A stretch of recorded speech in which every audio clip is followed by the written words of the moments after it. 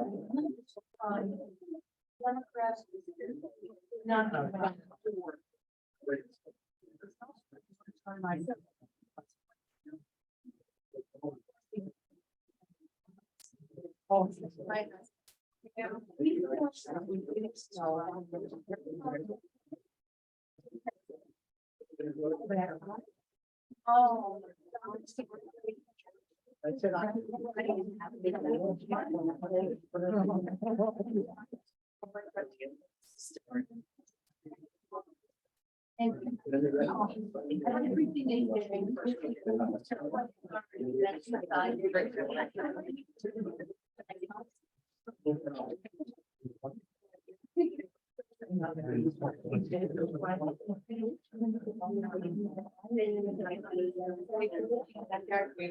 Didn't want to run that.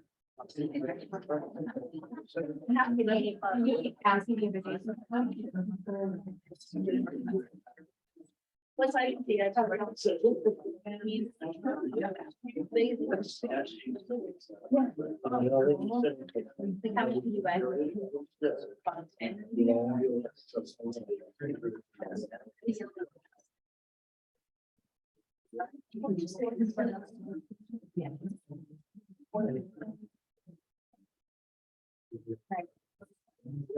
we have another child.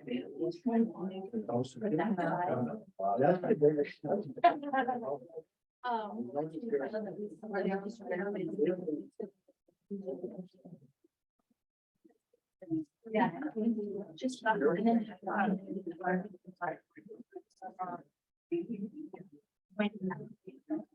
you know,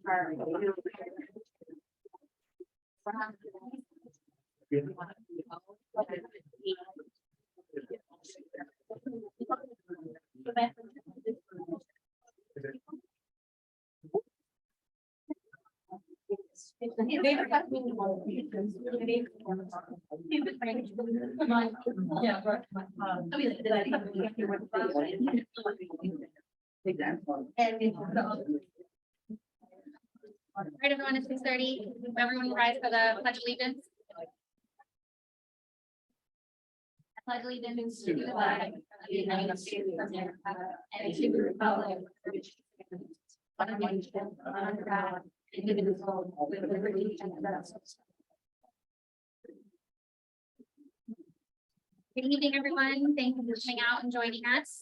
Before we get to council business, we have a public hearing that was posted to be held here at the police station.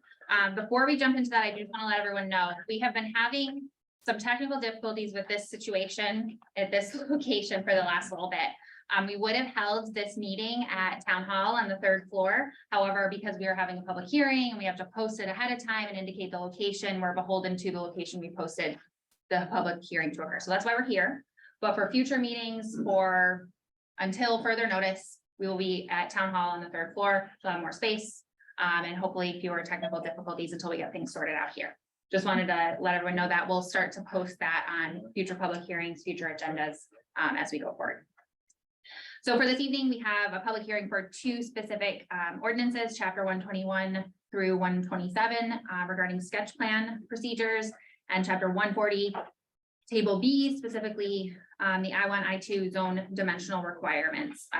Much like all of our other ordinance changes, this has gone through the typical process, meaning the planning board took an initial stab at this, proposed some changes, made some changes, held their own public hearing. Then that got passed along to us as the council. We had some time to review it. And then now we are here holding our public hearing to then adopt these changes. Jenny, can I put you on the spot to give like a couple sentence overview of what we're doing here? Sure. Thank you. The sketch plan? Yeah, sketch plan, both.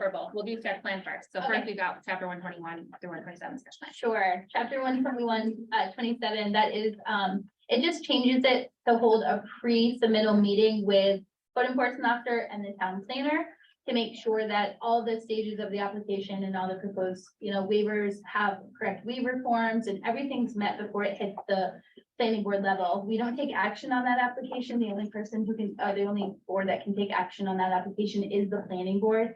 It's just making sure that they don't come in from the planning board for a sketch plan review and they're not ready to do so. Thank you. You're welcome. Does anyone have any comments on those ordinance changes?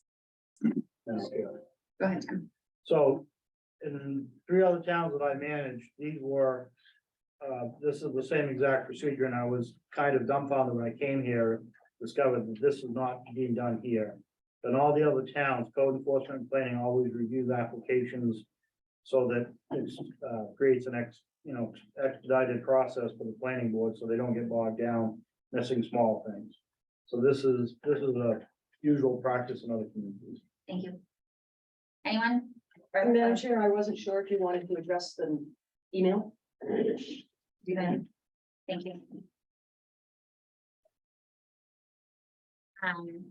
Yes, I will go ahead and read this email that we did receive for public comment for someone who wasn't able to be here. So I'll just read this in for the record. Good afternoon. We'd like to make a comment related to, I'm sorry, I'll back up. This is from Roxanne Poulin and Sam Flinkstrom. I don't have their address handy. We can find that somewhere, I'm sure.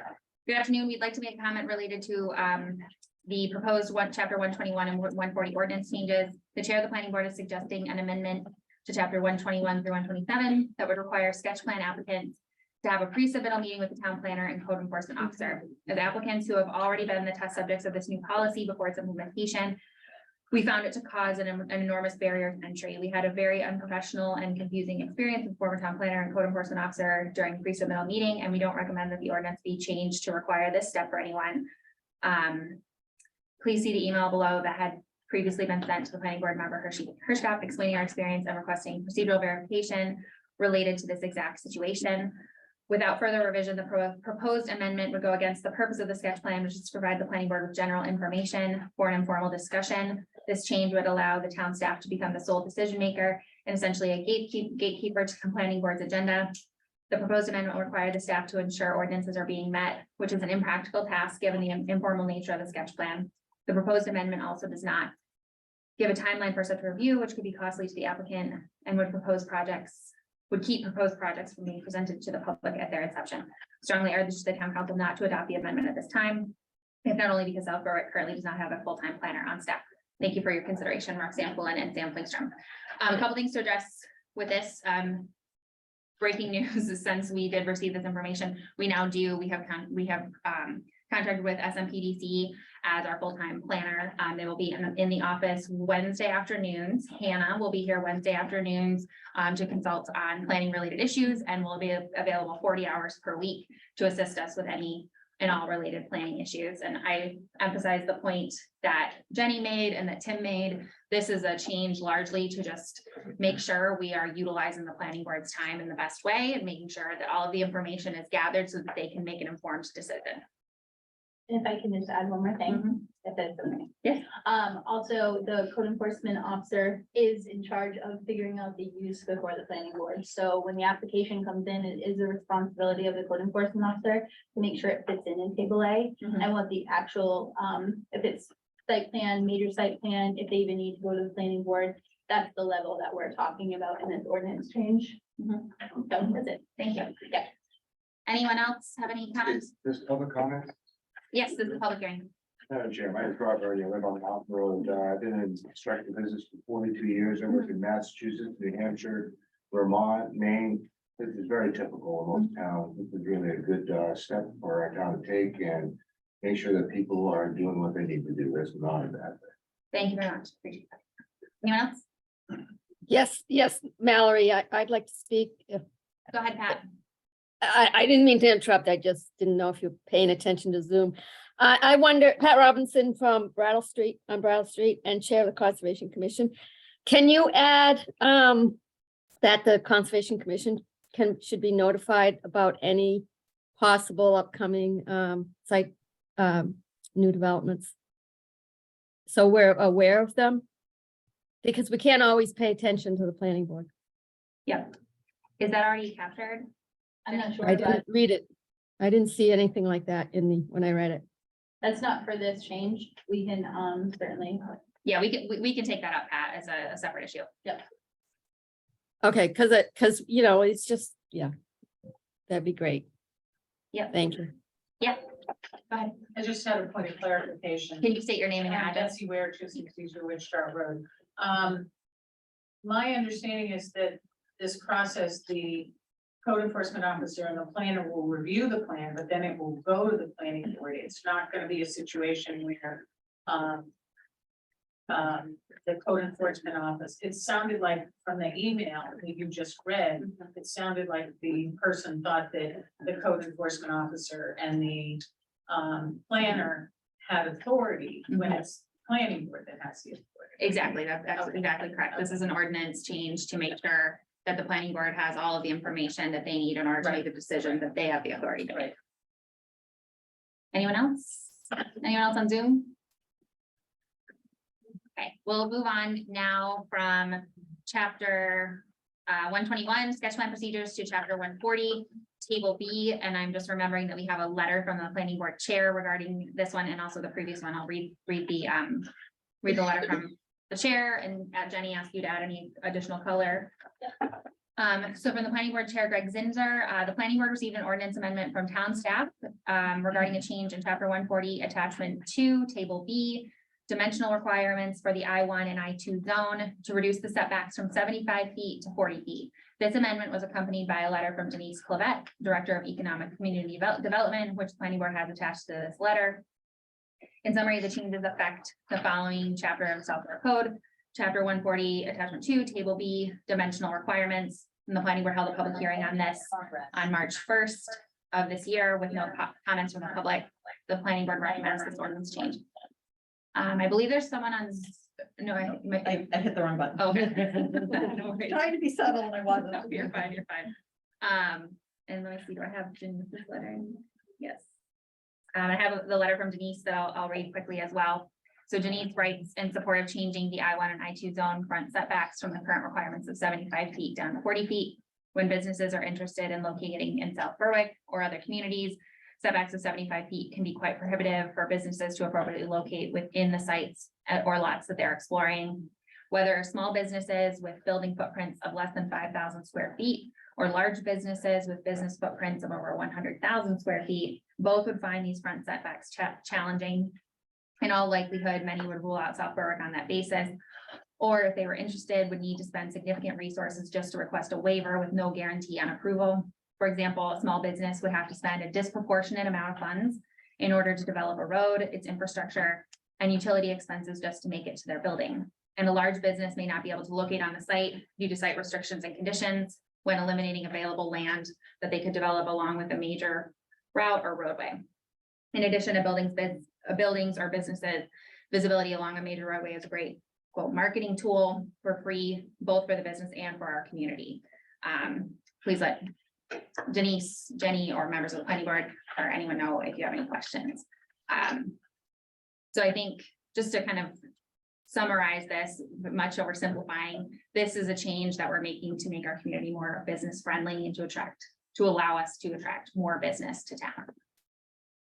Jenny, Denise, anything else you would like to add, or Tim or Jen? No. Anyone from the public in the room on Zoom? All right. We will go ahead and close the public hearing for chapter 121 and chapter 140 at 6:41 p.m. Thank you, everyone. We'll get into our regular council business. First, we have 5 councilors present: the town manager, the town clerk, economic developer, code enforcement officer, assistant town manager, the whole crew. And we'll first start with approving our minutes from previous meetings. First, for our public hearing from May 9th, council, do you guys have any edits? No. Okay, I'll take a motion. Madam Chair, I'll make a motion that we accept the minutes for the public hearing. The zoning of May 9th, 2023 as written. Second. Thank you. Motion a second. Any discussion? All right, I'll do roll call. Jessica? Aye. Melissa? Yes. John? Yes. Jeff? Yes. Mallory votes yes. Motion passes 5-0. And next for our council meeting minutes for May 9th, any edits? Okay, Madam Chair, I'll make a motion that we accept the meeting minutes for our regular town council meeting of May 9th, 2023 as written. Second. We have a motion and a second. Any discussion? All those in favor say aye. Jessica? Aye. Melissa? Yes. John? Yes. Jeff? Yes. Mallory votes yes. Motion passes 5-0. Thank you. And up next, we have our treasurer's warrant.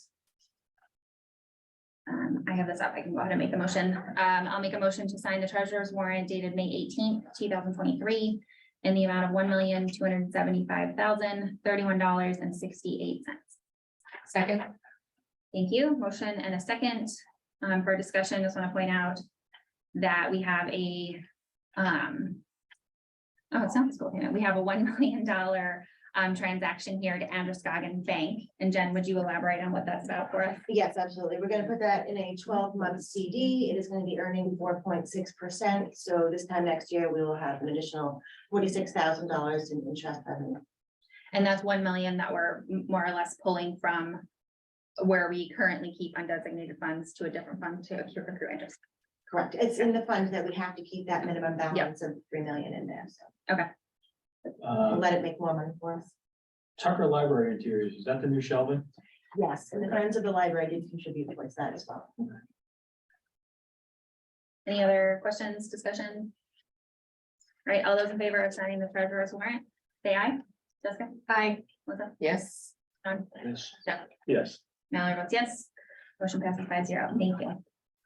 All right, next order of business, before we transition over to our presentation from Port City regarding town hall renovations, I wanted to say a few things.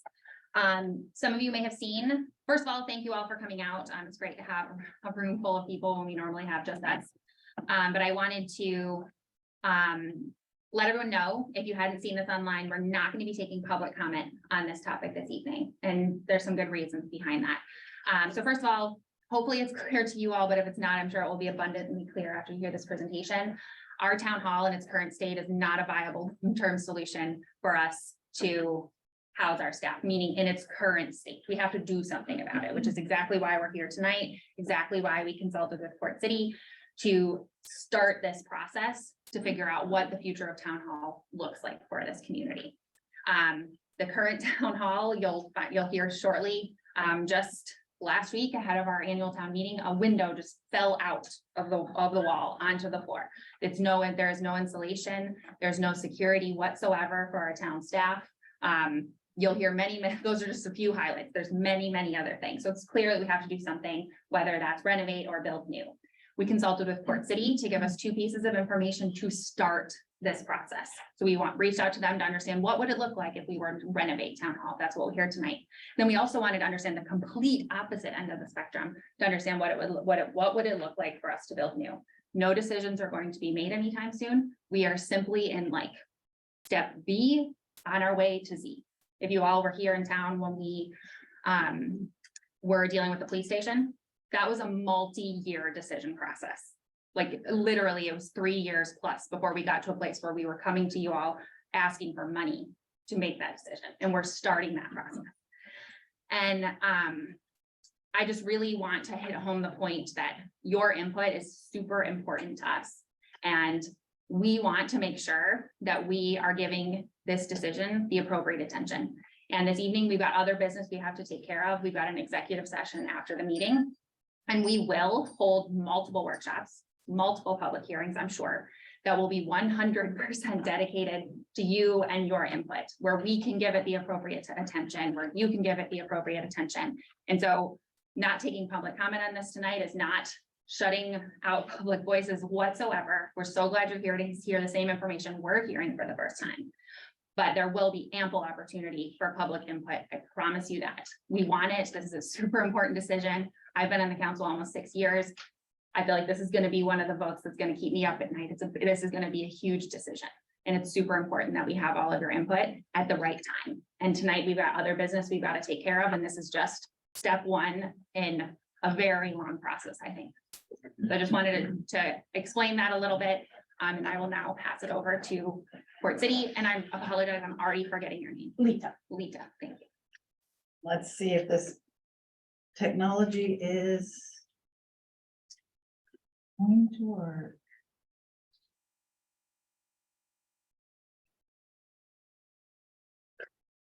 And.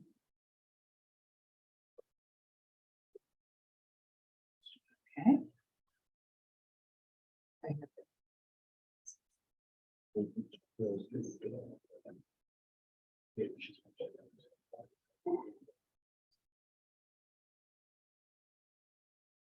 Really need to grab some, fifth or sixth grade to go here and run our computers. Well, I had it all set up, and as soon as it said error, It's the building, it's not you. We really need to get down to the middle school and get someone up here to do our stuff for us. Your IT part. Yeah. You're fantastic at it. Figure it out. let's see, okay, it's letting me back in. Tell me it.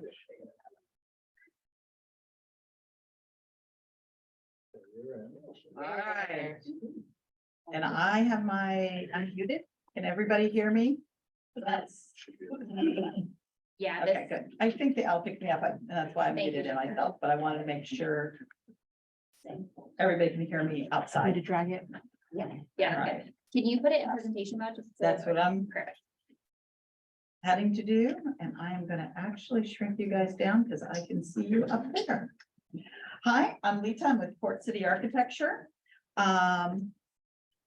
Okay, great. I've got some bars on my screen. Let me see if I can get rid of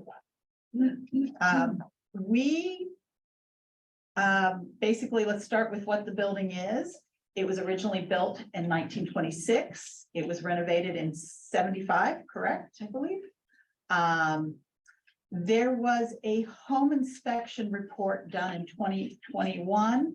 That was just basically a list of, it was like a house inspector that went through and listed everything that was wrong. That was really helpful to start our report. But it didn't help establish a budget, and it also didn't deal with a lot of code issues that we'll deal with. So this winter, we started a report. As you will see, most of our pictures that are exterior will have snow. Characteristic of the building, I think most of you know this, it's 3 stories. It's 20,070 square feet. It's a brick exterior with precast concrete. It does have good vertical circulation, but it's very important to know that this is a load-bearing building. And what that means is those hallways in the middle are carrying all the structures for the space. So basically, those large hallways need to stay as is, or basically you're starting with a whole new structure, and that would be even more expensive than what we've estimated. So what did we look at? We looked at the exterior shell and the facade. We looked at the doors, the windows, the parking lot. We looked at the security. We looked at wayfinding. We looked at fire, health, and ADA codes, mechanical, electrical, finishings, furniture, and shelving. And then one thing I probably should have put in the outline here, we also did programming. So what I did, and I'll explain more as we get in there, but I talked to everybody and in the town to figure out what kind of space you're gonna need now and in the future. So let's start with the existing building. We started with the exterior facade. As Mallory mentioned, it isn't insulated. So to go forward, this building would need to be insulated. Right now, you were grandfathered. To do the renovation you should do, it will actually kick in the energy code. The renovation you should do, which would be 50% or more of the square footage or the cost of the building. And it would force all of these codes to go into action. So that's where I'm judging this, is just that, no, these things can stay as is, but as soon as you start touching the number of things you will need to address all these codes. You guys can ask questions. if you- Yeah, a question on that with the 50%, and I'm jumping ahead here, and I've kind of previewed some of it, was on the costs that you laid out there. Is that assuming full renovation or just 50% of the building, or whatever? 50, it's a hard one to answer because each code has a different different authority with jurisdiction. Okay, But if you touch, it's usually if you do more than about quarter of a million, I think it's actually gone up a little bit more to 500,000, the state fire marshal is gonna get involved, which means all the fire code and ADA, because they look at both of those. I will be honest, I haven't had that conversation with them since hyperinflation. Okay. But you will, and the reason I didn't have it is you will definitely be over it if you address even a minimal of these issues. The energy code and the plumbing code is by the town. But I can't see doing a major renovation without doing the energy, bringing it in, especially as today, as we all know, that it is so important. The plumbing code is fixture count.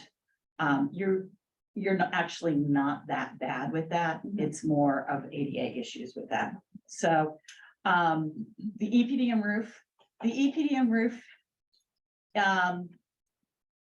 it's towards the tail end, but it's showing some wear and tear. And what's going to happen is when you do other renovation, you're going to add wear and tear. So that's questionable. There are places throughout the entire building that needs repointing. And what that means is the mortar is starting to fray or is gone, and it needs to be raked out, ground out, depending on how bad it is, and redone.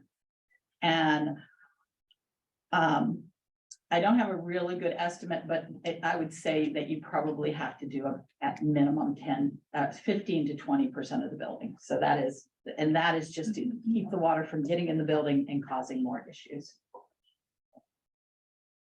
Okay, time to let, the biggest problem with the exterior, I'm not talking about doors and windows, they're a big problem too, is you've got precast. I am not sure why.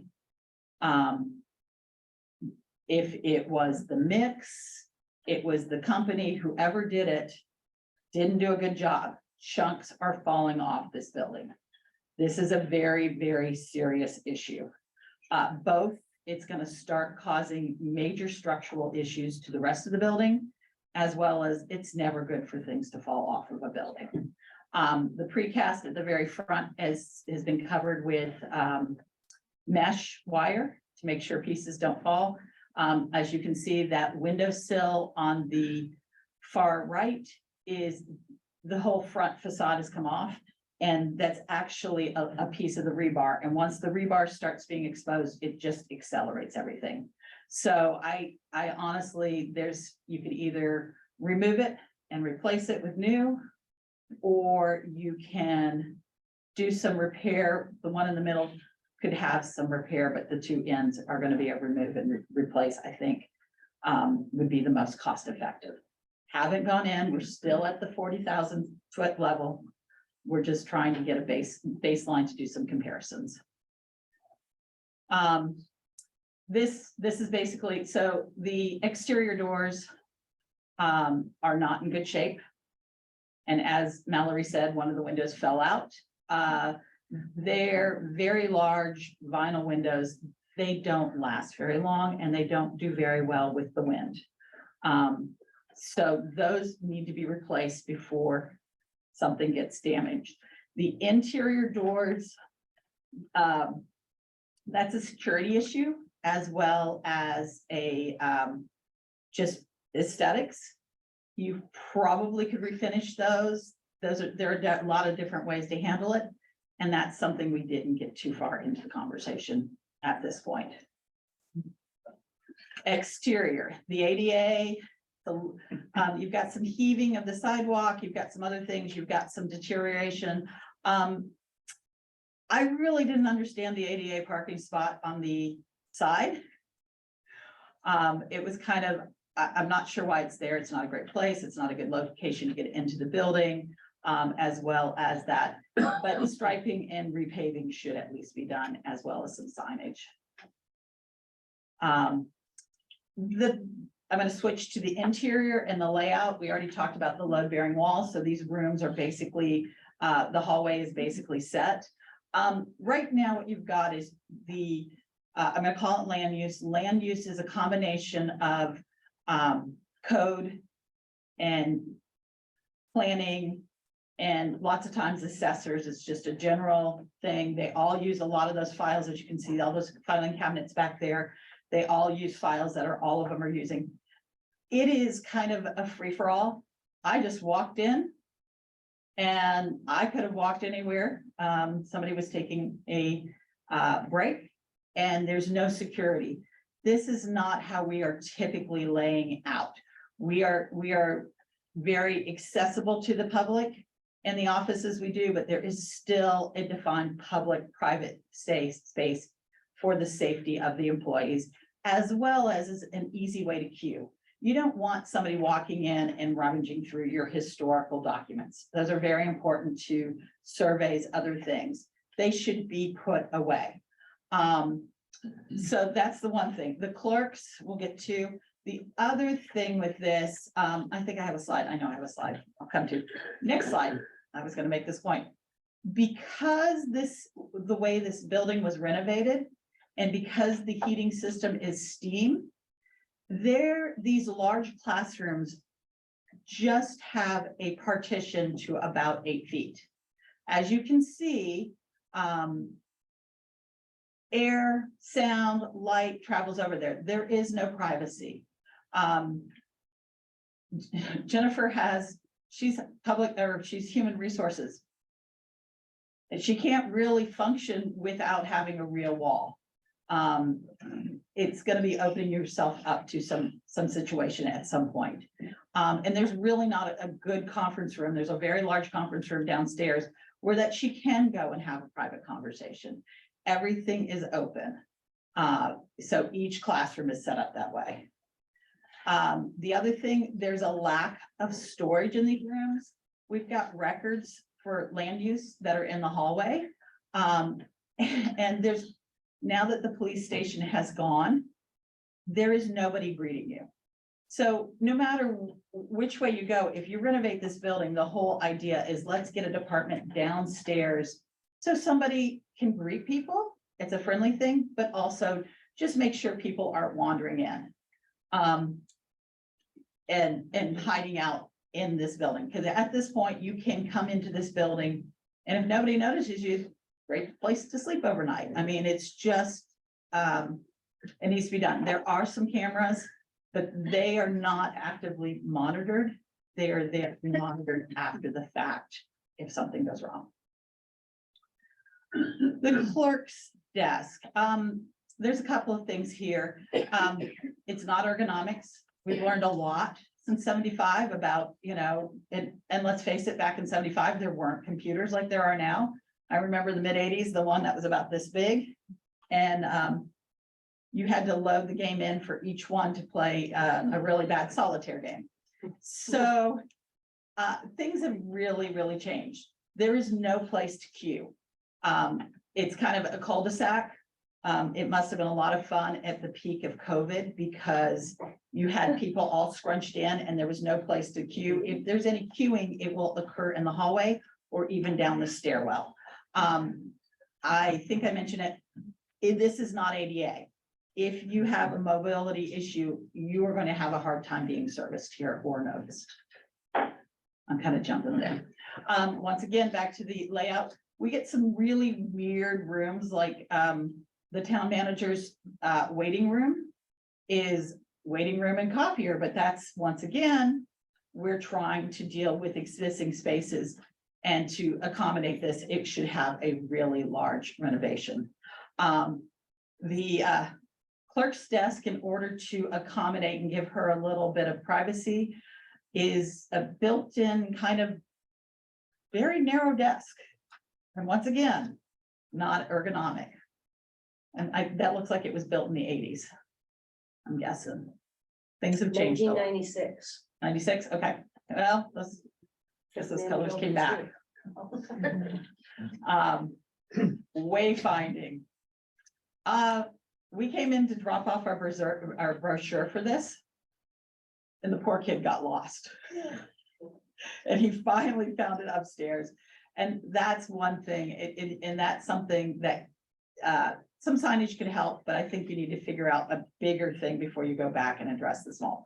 The front door, it's not, it takes you up to the second floor.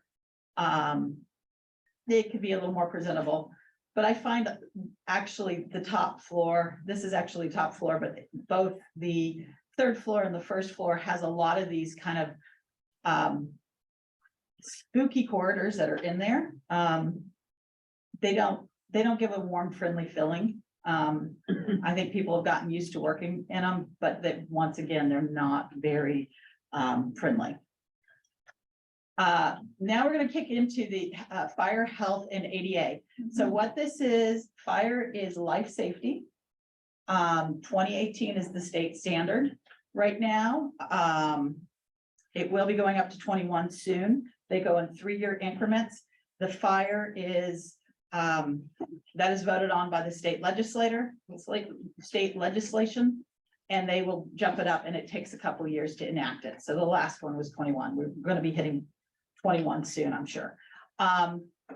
Health is going to be air exchanges, and it's going to be the fact that you need to have all these air exchanges to have a healthy building.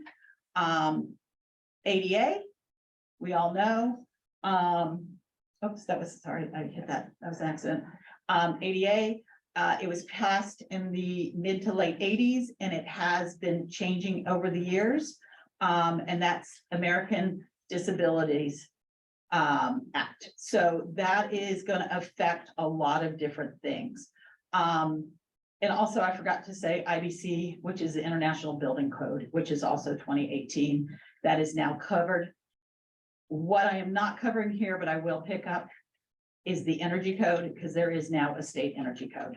There wasn't when this was done. There actually hasn't been until quite recently. ADA, none of your counters in the clerks is accessible. There is not a sink anywhere in this building that's accessible. They're either the wrong height in the bathrooms, they don't have knee space, but there is nothing throughout the entire building. The elevator, that is part of ADA. It's aging out. It's getting old, and something's going to need to be done at some point, according to the last inspection. It's inspected. Tim, how often is it And inspected? it's inspected annually. Annually, that's what I And so thought. there's, right now, it's called a leveler. And what it does is make sure that the elevator comes up to the floor directly and levels with the door when the door opens. And that's aging out, that level is aging out. So what happens in the cold, we notice it more in the cold during winter time. The elevator won't come up to the floor. It'll either be short, or it'll be high. So as you ride up in the elevator, there's either a step down, or when you go to step in, you step in. Last elevator inspection, the people who did the elevator inspection said, when you lose that part, we will have to order, it's a custom-made part from China.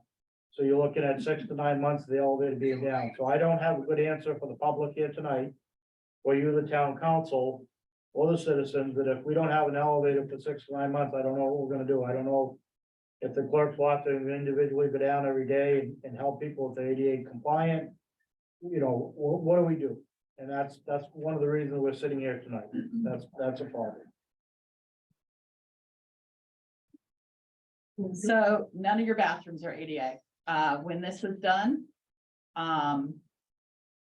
it was before the ADA was in process, and not in 96. You could get away with a stall like you see on that end. It's a 4-foot stall. You're now required to have a 5-foot stall. The urinals are way too high. The sinks are too high. And the staff bathrooms, which most of you probably haven't seen, which are on the second floor, are teeny tiny. So there's really nothing to do that. So, stairwells. The stairwells do not meet current codes. The stairs are not wide enough. The railings are not, the handrails are non-existent on one side. There are no the guardrails are there, but they're too low. There's an electrical panel in the one stairwell, And the holdbacks, which are attached to the fire alarm system, are no longer working properly, as you can see, because that door had to be propped open instead of having an electronic pullback. So there's a lot of work that just needs to be done in these stairs to bring them up to code. Mechanical and electric, your system is steam. Steam is a great system until you have to change something. My house is steam, works great, no major renovations, but as soon as you start divvying up room, you start doing other things. Steam is a loop. And the steam,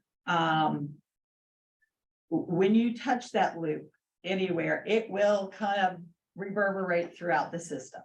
So it's something that probably with a major renovation should be changed into either a air handlers, or I'm sorry, I'm having a mind blank here. Hot water. Not hot water, heat pump, thank you. That was, wow, sorry, that was bad. The boilers are being replaced. There are air handlers. There are 4 air handlers. They are 25, 20 years old. They do not do heat or heating or cooling. What those air handlers do is they provide the fresh air that was required by code when this building was renovated. You do not, that quantity has doubled or tripled depending on the use of the space since then. So I know you're not meeting the fresh air. And that's very important, because if you don't have the fresh air, we've all been in a meeting where y'all all of a sudden they're just starting to lag. And what that is that you're just not getting enough oxygen. It's being eaten up by all the people in the space. So, and it's also very important for productivity and offices. Yours are 20 years old. The life expect over 20. We couldn't find a good date. We knew it was over 20. The life expectancy of an air handler is 25. So you are about at the end of life. By the time you figure out what you're doing, you will be at the end of life. Aerial handlers will last longer until all of a sudden they don't, like the elevator. So, I've seen them go on for 30 plus years, but as soon as it throws a ball bearing or something else, that whole machine, you got to replace. So you could get lucky. They could last for another 5-10 years, or by the time you finish this process, you might be having some of them shut down. Lighting. So the existing lighting is mainly fluorescent. As we all know, LEDs are amazing. They're much better quality of light. How old is this building? 4 years. Okay, so this building was just starting to get into the really nice, warmer colors. They're much nicer. They'll never be the same as daylight, but they're starting to get a much longer. You need to replace all of them. Yes, there are grants from Efficiency Maine if you want to go through and replace lights in an existing facility. You will be doing enough work in this building that it will be considered by Efficiency Maine a new building. So unfortunately, those grants won't kick in unless you want to do a separate project. The electrical system, there's some breakers that are permanently off. The generator is looking like it's on its last legs. And I did see the one electrical where it is actually charred. That wasn't, I wish I had a better picture. I kind of blew up a larger picture. That could potentially be somebody plugged in a power tool that was a little more powerful than there, but that's still not a good sign that you had something flame out. Your system should be able to at least shut it off without flaming, without causing charge. So this is something that you're going to have to start addressing and pulling in. The biggest thing I think though that's concerning is that some breakers are just tripping off and you're not being able to flip them back on. Appearances. I mean, yeah, it's time, new carpet, new colors. You don't have much mauve, but you do, I mean, it does scream 96, 97. And the carpets are pretty worn. Also, it would be very beneficial to get some kind of treads on those stairs. That will help. Furniture. So, with our pricing, what we looked at, and when we'll get to it, we looked at what's called turnkey. And a turnkey means it includes furniture where appropriate, design fees, testing that needs to be done through it, but mainly get you some sort of organization and furniture, because you do have great office furniture in the conference rooms and in the storage. And a lot of your storage is, as you can see, it's just a wood shelf that somebody has made. It's not very efficient. And depending on what you are storing there, it can damage some of the materials. Most of it doesn't matter. You do have to be careful with clerk's office because oftentimes you will be dealing with documents that are over a couple hundred years old for down in Southern Maine. So that was the building. Does anybody have any questions on the building before I move to the next? My question is like, I know, obviously everything was sort of just like looking at things, right? And so can you give us a sense of like what your thought is, like, once we start opening things up and start digging? So right now, we're kind of dealing with an estimated cost. Yep. Because we're working in budgetary numbers. And we've done a lot of city halls, we've done a lot of masonry buildings. And what we did is we worked together with a couple different contractors and got you a square foot cost. We're comfortable with that square foot cost. The one thing I would caution you, though, is that is a square foot cost now. Okay. So Square foot cost to renovate? I've done it both as a renovation Okay, and a new, and the new I'm actually much more confident because it's the same. We've done many of buildings and it's in there. We do build into it the fact that we're gonna open a wall and go, whoops, what is that? We probably won't be digging and finding an old car or oil tank, but it does give a buffer for in there. It gives a buffer, it gives some money in there for removal of hazardous materials. You're probably okay with the windows because they're old, they're not that old. Old windows will often have PVCs that have to be disposed of properly or lead paint. There hasn't been any testing done to see if there's any materials that would need a special removal, but that is accommodated with this budget. Because usually there'll be, there's with an existing building, there's gonna be a couple of things that go wrong that we won't have seen at this level. So we feel comfortable. Now, if you have really bad luck and you have, 75 of these, we might have to evaluate it, but it is a pretty good basis and we've been working, my partner and I have been working on renovating various buildings for 27 years together, so. So we've got a reasonable buffer in the estimates for like the unknowns that we don't know yet. Yes. Okay. Yeah. Um, And that buffer, so the buffer is gonna be pretty big here because we don't know what it is. And as you go through the process, the design process, let's say you're gonna renovate this building, that buffer is gonna get less and less because we're gonna know more and more, which means the price will go up more, but that's what that buffer is for. Okay. Okay? Yep. So the other thing we did. Sorry, Oh, just real quick, sure. just kind of a pause on the building stuff questions from the council. Ken, no? So the oil people were in today. The first oil tank have they released, took all the oil out of the tank. The bottom of the tank, the oil tank that was leaking has tentatively started to rupture, so they're in today trying to stop that, get that out of there. They're 2 weeks ahead of themselves. They talked about the boilers.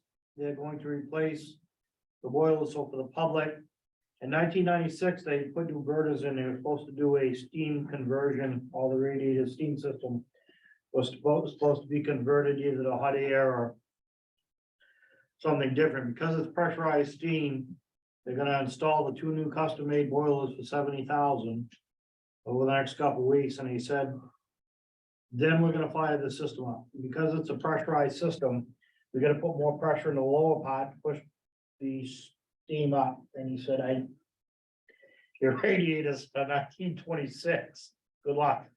He said, let's, we'll do what we can, we'll try to get it through. He said, there's probably a lot of condensation rust. So we don't know, we're just gonna plug it in, turn it on, and they're gonna try to, he said, if nothing else, at least we're doing it in the middle of summer, we're not doing it in the dead of winter. And again, the boilers are indicative of the fact, both boilers rusted out on the base, and the water is running out of the boilers on the floor.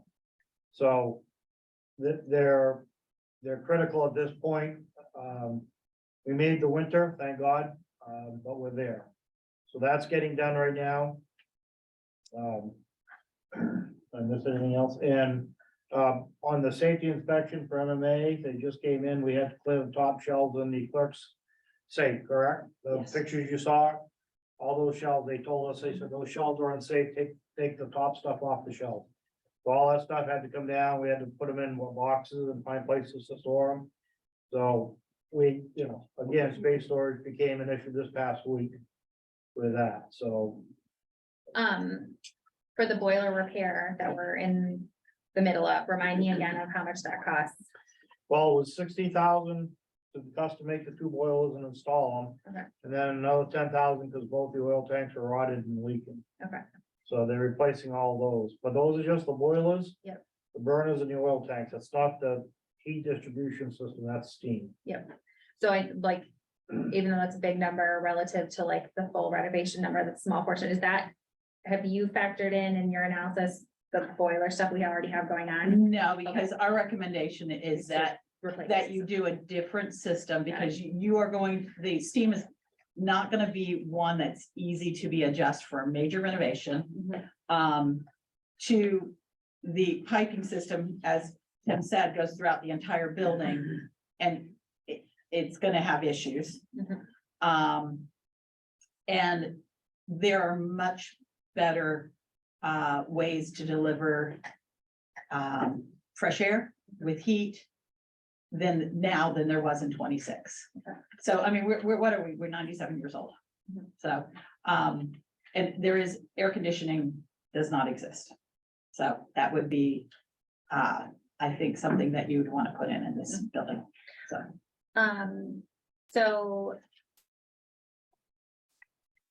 So we're replacing the boilers, we're putting in a ton of money to replace these.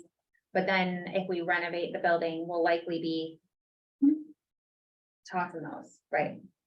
That system won't be, it'll be. We won't need them. Right, and what Lita is saying is a much better, the HVAC systems of today are much more efficient. And with the COVID and the air exchanging, and as she was talking about the air exchanging for the meetings, you'd have to do all that, so yeah, unfortunately, and I guess that's, my concern to the council is that when I came here, you tasked me with this to get you the fact of the information. And what we're finding out is we're running out of time. We ran out of time with the boilers, the elevators, I'm running out of time, the windows are falling out of the building, I'm just running out of time. And, that's my concern. In the former police station area, are all of those walls downstairs load bearing? Like, are they? So what they did, there's some piers, there's some steel, there's some other things. It was originally designed in that area to be more of a cafeteria kind of thing, I think, from what I'm seeing. So they were able to do more in that because the initial building had it more of an open space. But as you get to that meeting room, and where the ramp is, it's back to the corridors. So yeah, that one area could be, it'll have piers, but it'd be a lot easier to renovate it than others. but it also has smaller windows, so it's, I mean, there is something very nice about those windows. Granted, because of the size of those windows, though, those are very expensive windows to replace. Our big windows, But our big windows. yes, there are very few that will do a good job and hold up. There is the Green Mountain, which are handmade wood, which are gorgeous, but I think you guys can figure out the handmade. Marvin has a very good metal clad one that works very well for that size, and some Pella does. There are more of a modern window but I don't think it would fit this building. So I think you're gonna wanna stick to, those type of windows. So they will need to be a fairly substantial for that, because that is the character of the building, and you don't wanna destroy the character of the building. So, all right, you good on the building? Yeah. All right, so the next thing we did, that was one part, working on that. We worked on them together, but this is, as you'll see, and, whoops, I went the wrong way. This is a program we did. So what we did is we talked to every department, we used standards. We've got several town halls that we've renovated or we're in the process of renovating. So we've got some standards, and we've looked at the spaces you have and the spaces you need and how a modern is working. And that is how we developed a square footage for a new building, because you need to know how big the building is. So this is basically what we used to pull together a square footage to try and get apples to apples. And it's hard to see at this scale. This is the first, as you said, of many, many meetings. We are working on the report, but I figured you guys, there's a good chance you're gonna want me to go out and find more information. And so the idea is that we're gonna meet tonight, make sure I get all the information you guys need, if you need more, and then we'll pull the report together. So that's why, that's the next stage.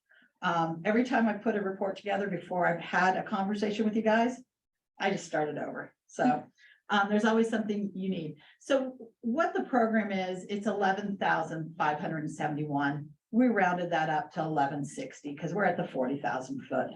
And let's deal with numbers that are base 10. This looks at every department. It looks at what storages it needs. It also looks at it has a chambers council in it, and what would be needed for a chambers council.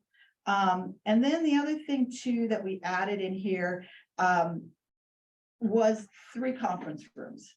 And the way that the new, and it's not that new, in the last 10 years, 15 years, whether it's municipal or whether it's higher education, both of them corporate, a lot of them are doing that.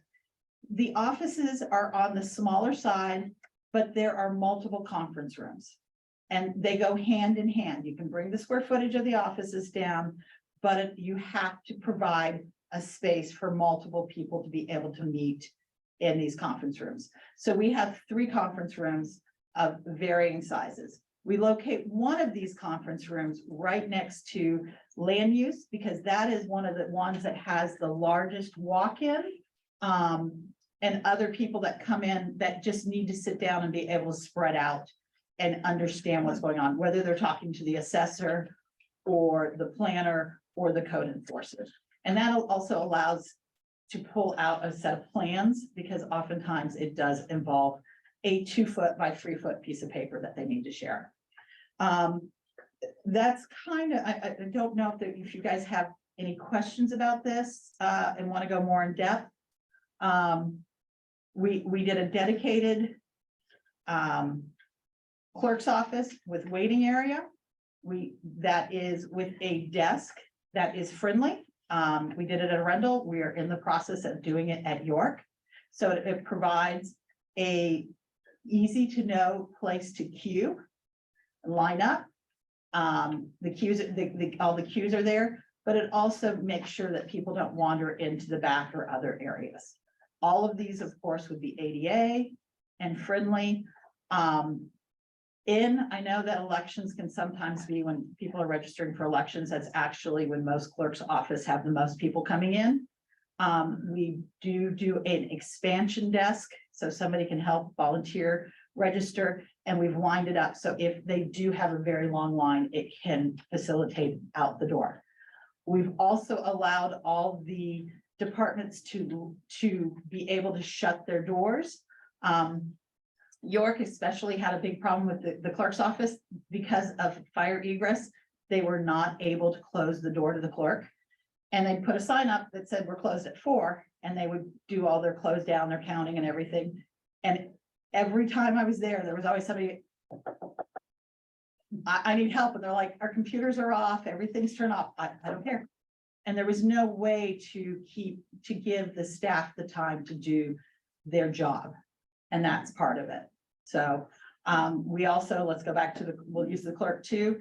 Right now, there is no place, if somebody has to watch a training video that works in the clerk's office, there's really no place for them to go unless they want to use the big conference room downstairs, which is not conducive.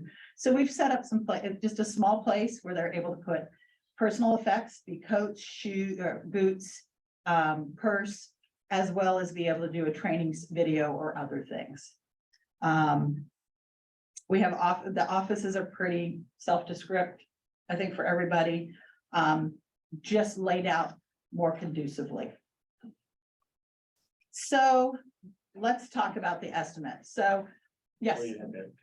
So back with the programming. Sure. Those numbers that you have there, that I'm looking at the final column and you can write the total. Yeah, Those are numbers that you and your team have created based off of what? we interviewed the entire place. We had some conversations. We talked about repetitiveness. We worked with were they committee, was their Work with the building committee. work with the building committee to make some decisions and refine some things. We always, every town hall I've ever done has actually, wanted usually multiple, like twice as many conference rooms.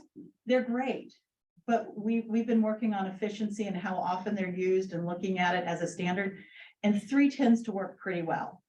We call 1 an executive. It's nicer, larger, can have a fairly big meeting. 1 we call more of a working meeting, which is kind of more whiteboard. So if somebody's got a project, they can go and they can brainstorm together. And then the smaller one that is close to the land use, but could be used by others. Some big things that are important that we've included in there that we've learned from doing this. A workroom is very important. It's getting better, but you still have packets. So every board gets like collated stuff and everything. And if you have a regular desk, whoever's making that packet just wants to go home and like climb into a bath because they're so miserable, their back's killing them.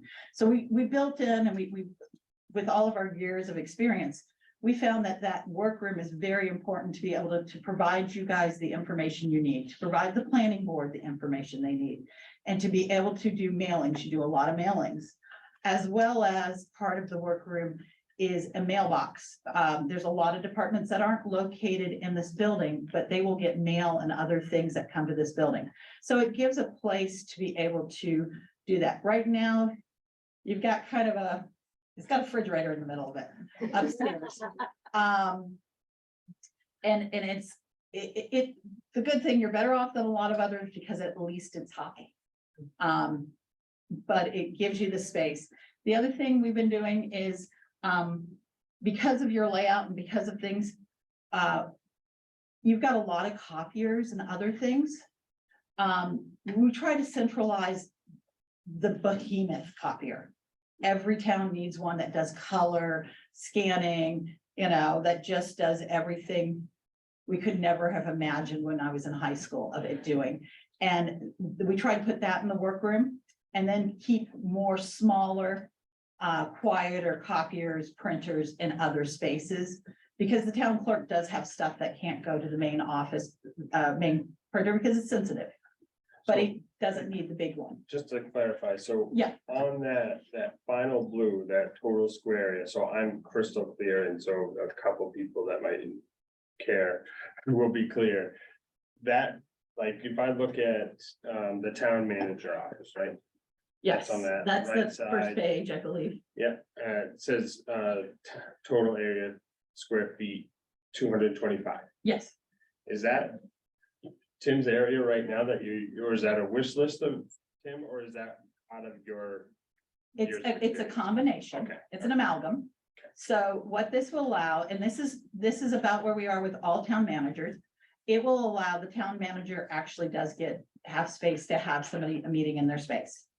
They're one of the very few people that do. Whether that space is a separate table or with the desk they have that somebody can sit across and have multiple people there. And but it's a lot smaller than what it is now. Right now, you have a 8-person conference table. 225. It's, so imagine, so if you when you come in my office, there's that stripe that went on the floor that's covering the carpet, it's all ripped. Yeah. That would be the wall right there. That Okay. would be, So you're, my office would be the desk and chairs, I got you. yeah. I was just trying to ask, just for a matter of, are we talking with realistic? Because when people walk in and they experience, I've literally never experienced that bathroom in the second floor. I didn't know if there was one, but I've experienced Tim's office, and I think, okay, well, if that's what the numbers I'm seeing, so Right. I'm just trying to gather like what we're looking at. for So, Tim, that's- so what we do is we do a lot of town halls, a lot of municipal projects, and we have pretty much a steps and, we have a set square footage that we start with. But then we ask questions and we kind of dive down. And, we're trying to bring it to a happy medium because, yeah, it would be nice to have very large offices for everybody, but that could add $20,000 to $30,000 per office. Yeah. So it's kind of a combination. It was a conversation that we had with the committee and got to a nice place. I think that's great, and I guess that's really what I was looking at. Yeah. Where is it gonna be what fits for what we need, so. Yeah. Thank you. And it also will accommodate growth. There are, I didn't look at this before tonight. I think there were 3 new offices. One was for the planner, which is filled. And then 2 for potential growth. Because things will change and grow as the years go. So you don't want to build exactly the finite number now.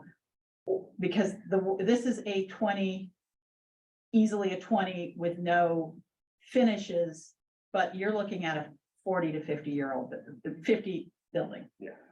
So, Thank you. and you've gotten your wear out of that building. Because it was 75 when it was converted to town hall, major renovation, 97. So that's 26 years. A carpet's not meant to last 26 years, even the new ones. so it's sort of safe to say that this program is sort of like from scratch, blue sky, like kind of ideal. Get based on our needs and our anticipated growth, like ideal kind of state.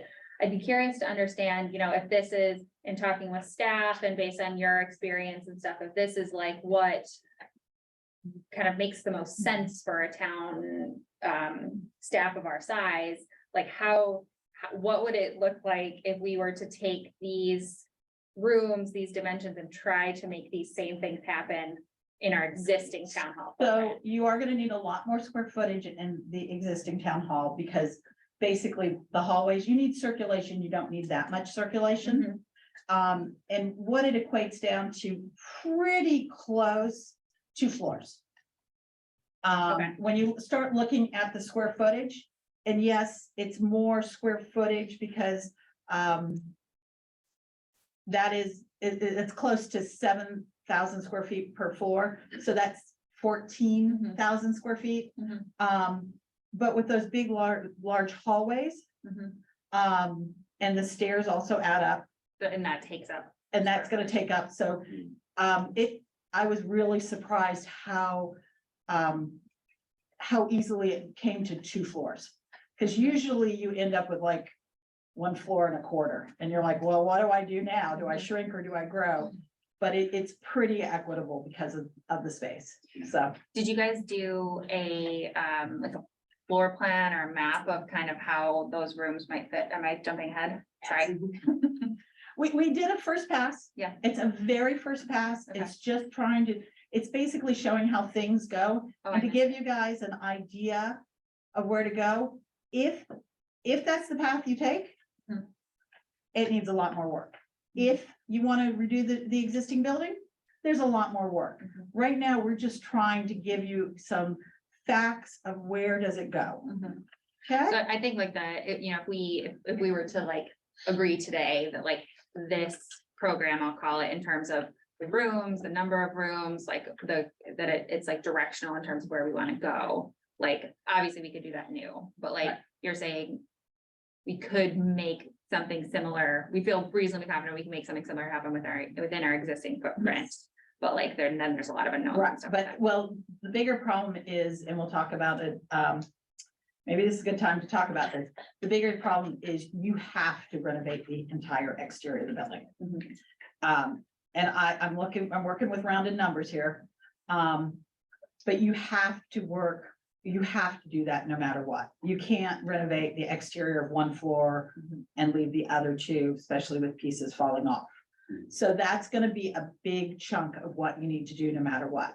As part of that, we are calling that shell and required infrastructure.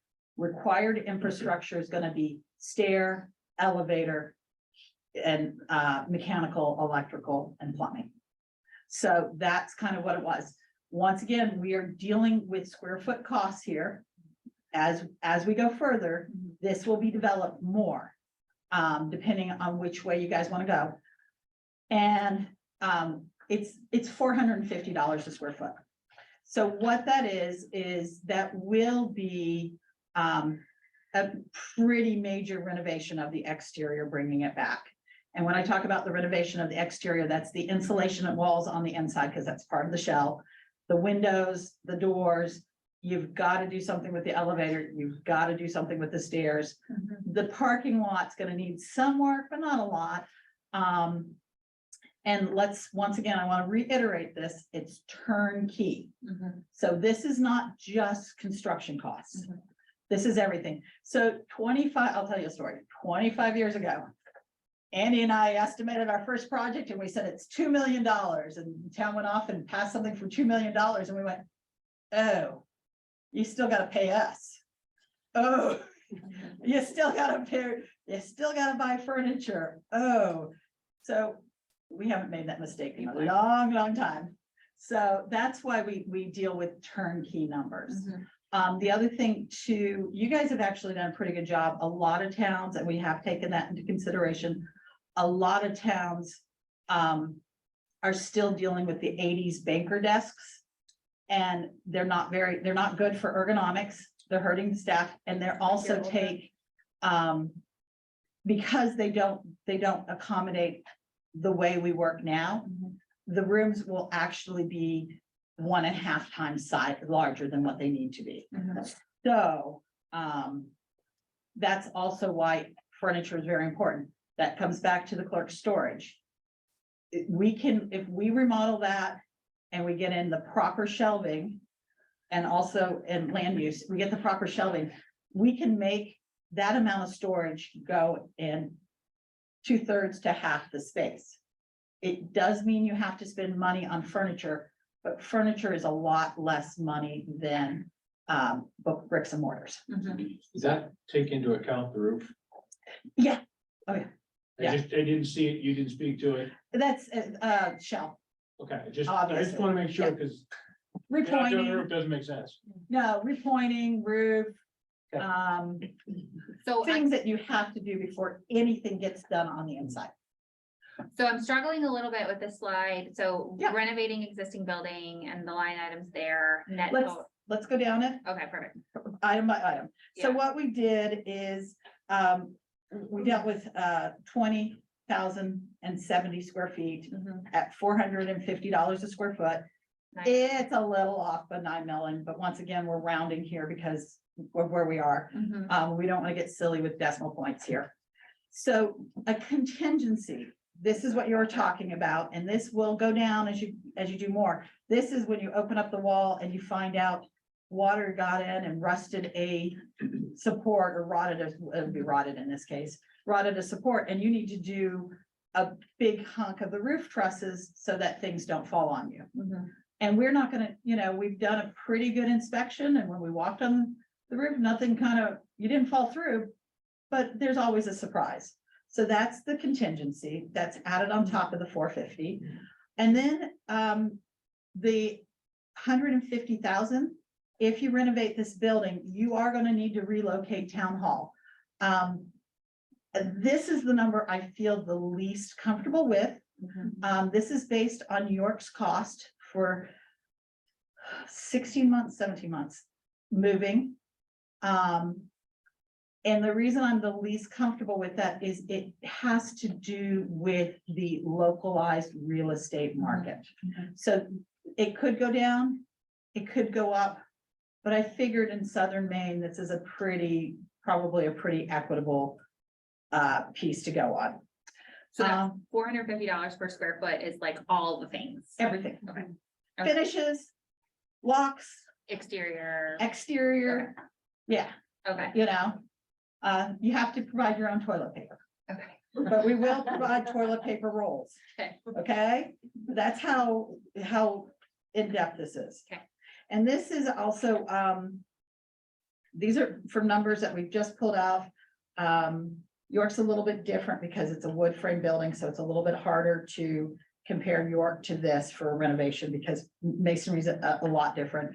We're working on a project at UNE with Allied Construction. They helped. King Construction up. I know Machias sounds like it's a lot different. But we have found that pretty much the prices are pretty similar across the state until you get to Portland. And then Portland just puts on so much onerous stuff, the price goes up. Downtown, if you have, Gunkwit can kind of affect it, or Route 1, if you have something like that, Route 1 can affect summer construction, but not much because you should plan around it. So I know that sounds funny that Machias as well, it seems like a big area, it's not. Materials, labor might go up a little bit here, materials go up a little bit there.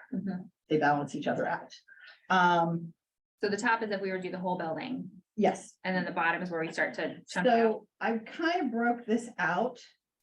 It's a little hard to do without my description, and I knew that when I did that. So the 300 or 3.45 million is just the exterior, parking lot, everything.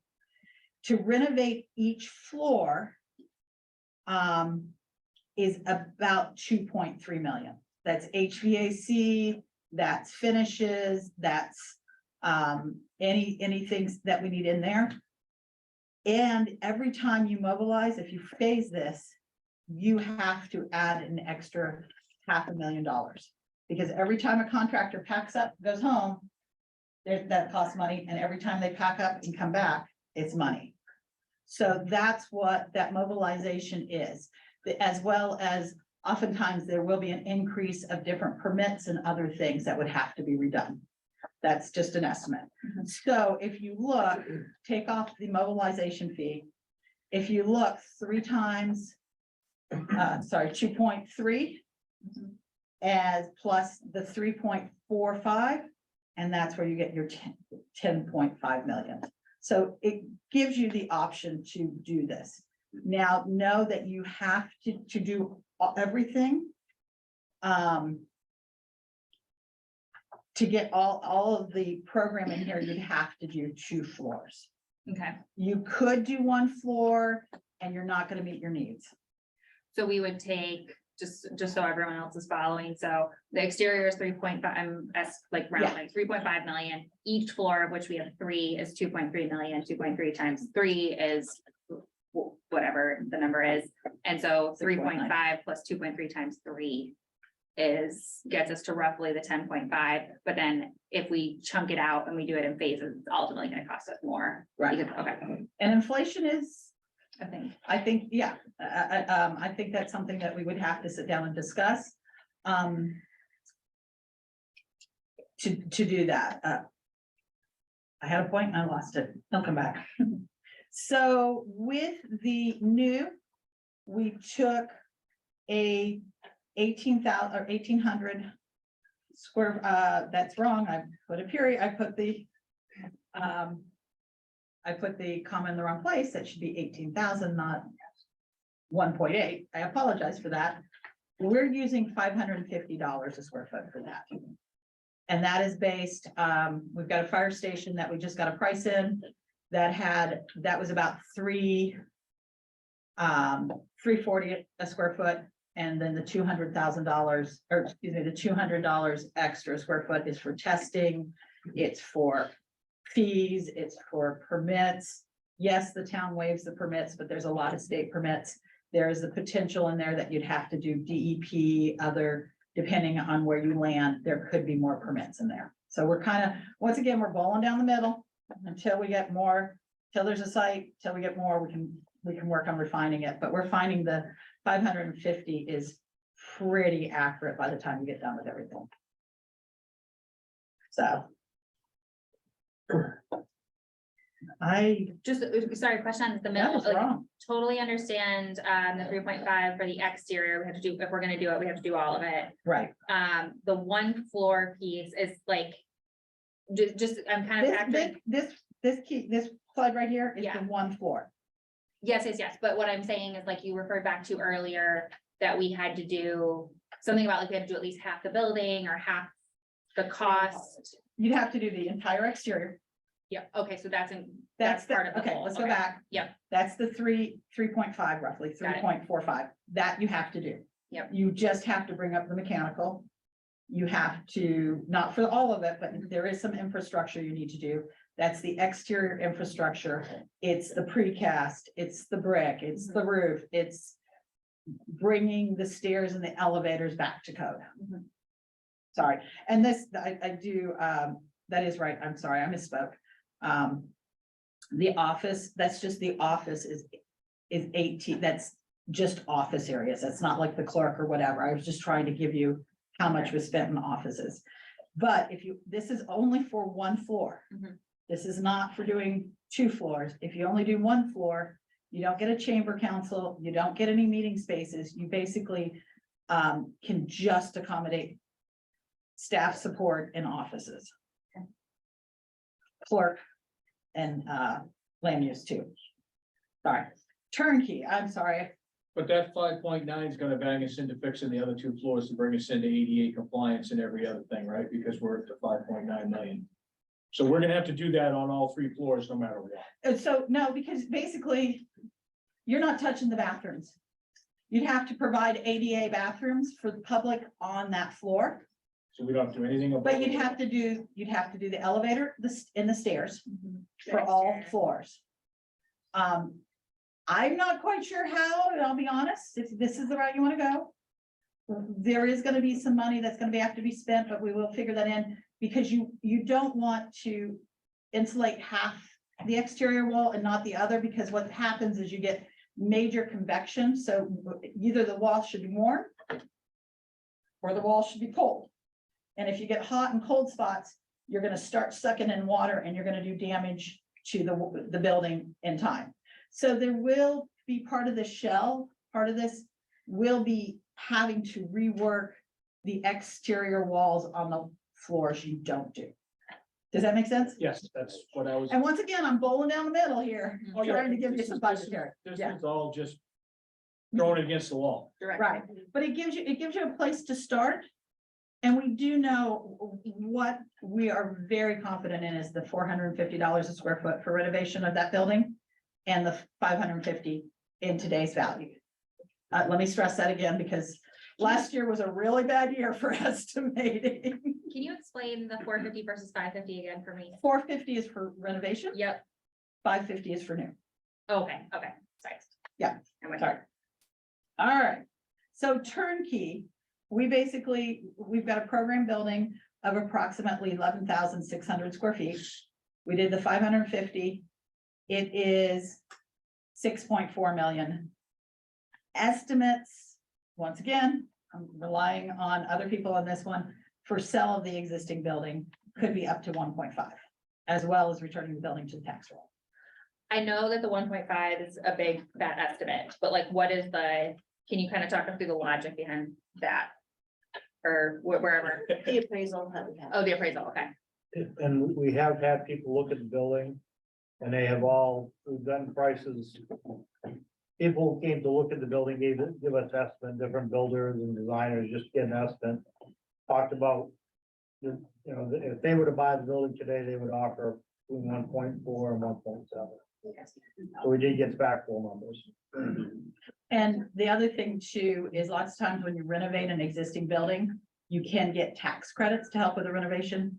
You are not eligible for those because you are a town. So that's where there are some smaller loans you can get out there, but they tend to be in the 50,000 to 100,000, the big nut. Nothing to sneeze at, but they're not gonna pay for this building. The big nut is where a developer or somebody else would be looking at it, would be a historical tax credit. And I have spent years trying to figure out with various committees of how we could have a town building done in such a way that we could get the tax credits. To date, nobody's done it. And it usually is a lend lease, something really complicated, and it falls apart. yeah. One So- thing I think, and this is, I think, more for Jen and Denise, for this scenario. In the scenario where we were to sell the building and put it back on the tax rolls and then it becomes part of the TIF district, what does that mean for us? I feel like that's another number here. We had estimated, once the building was up and running back on the tax roll and whatever new use it might be, that it would have a revenue stream of about 30,000 per year. And over a 30-year note, that would be $900,000 that we would have in revenue to offset the 4.9 that would be left after the sale of the existing. But isn't that just collecting annual taxes? There's like then the separate like TIF situation. So we would keep the every dollar of that 30,000 in Oh, local, I'm with you. because in a TIF district, right, instead of giving away 70 cents on that dollar, every $30,000 can stay within. And just to add to what Jen is stating, 30,000 would be at a minimum. Yeah. So depending on the use and whether it's condoized or anything like that, it could potentially exponentially grow that 30,000. That would be at a minimum based on the square footage and what it can do. Okay, so just kidding on that, that's already accounted for here. That's it. We've done our math. Yeah. Jen's done her math. And so this is just the numbers, just I want to put it on one slide. The top is the renovate the entire existing building. The middle is renovate the exterior, one floor, and the new facility. And that does not include the tax credit because we did not think that was appropriate to do. And I probably should put in there estimated May 2023 after fall of 2021. But that will give you an idea. And So that 4.9, that does include the sale of the buildings was taken out. yeah, and does that include site work and prep work for Yeah. the new site? That's- total turnkey, so that's- a brand new yeah, building in place. Yeah. The one thing that could affect, depending on where you go, if you put it in an area that that has interesting soils. Yeah. Might affect it, but right now, we're not really dealing with the site. So we don't know, so, Yeah, but you planned that into Yeah. it, you said best as you yeah, can, so we're not And- just and- thinking building and then. right, crap, we gotta worry about grading and, okay, so. thank you. Okay, so the second part of our task, as you did, was for us to come up with kind of a look or an aesthetic. First flash, every time we do this, it's gonna get more and more elegant. Let me just tell you that. But we did a 3D, just a very rough 3D, flat site. No established place. This is the floor plan. Kind of gives you an idea. We've got over on the left, we've got a chamber council, we've got some space with some seatings. We've got, right when you come in the door, we try to always locate the clerk and land use.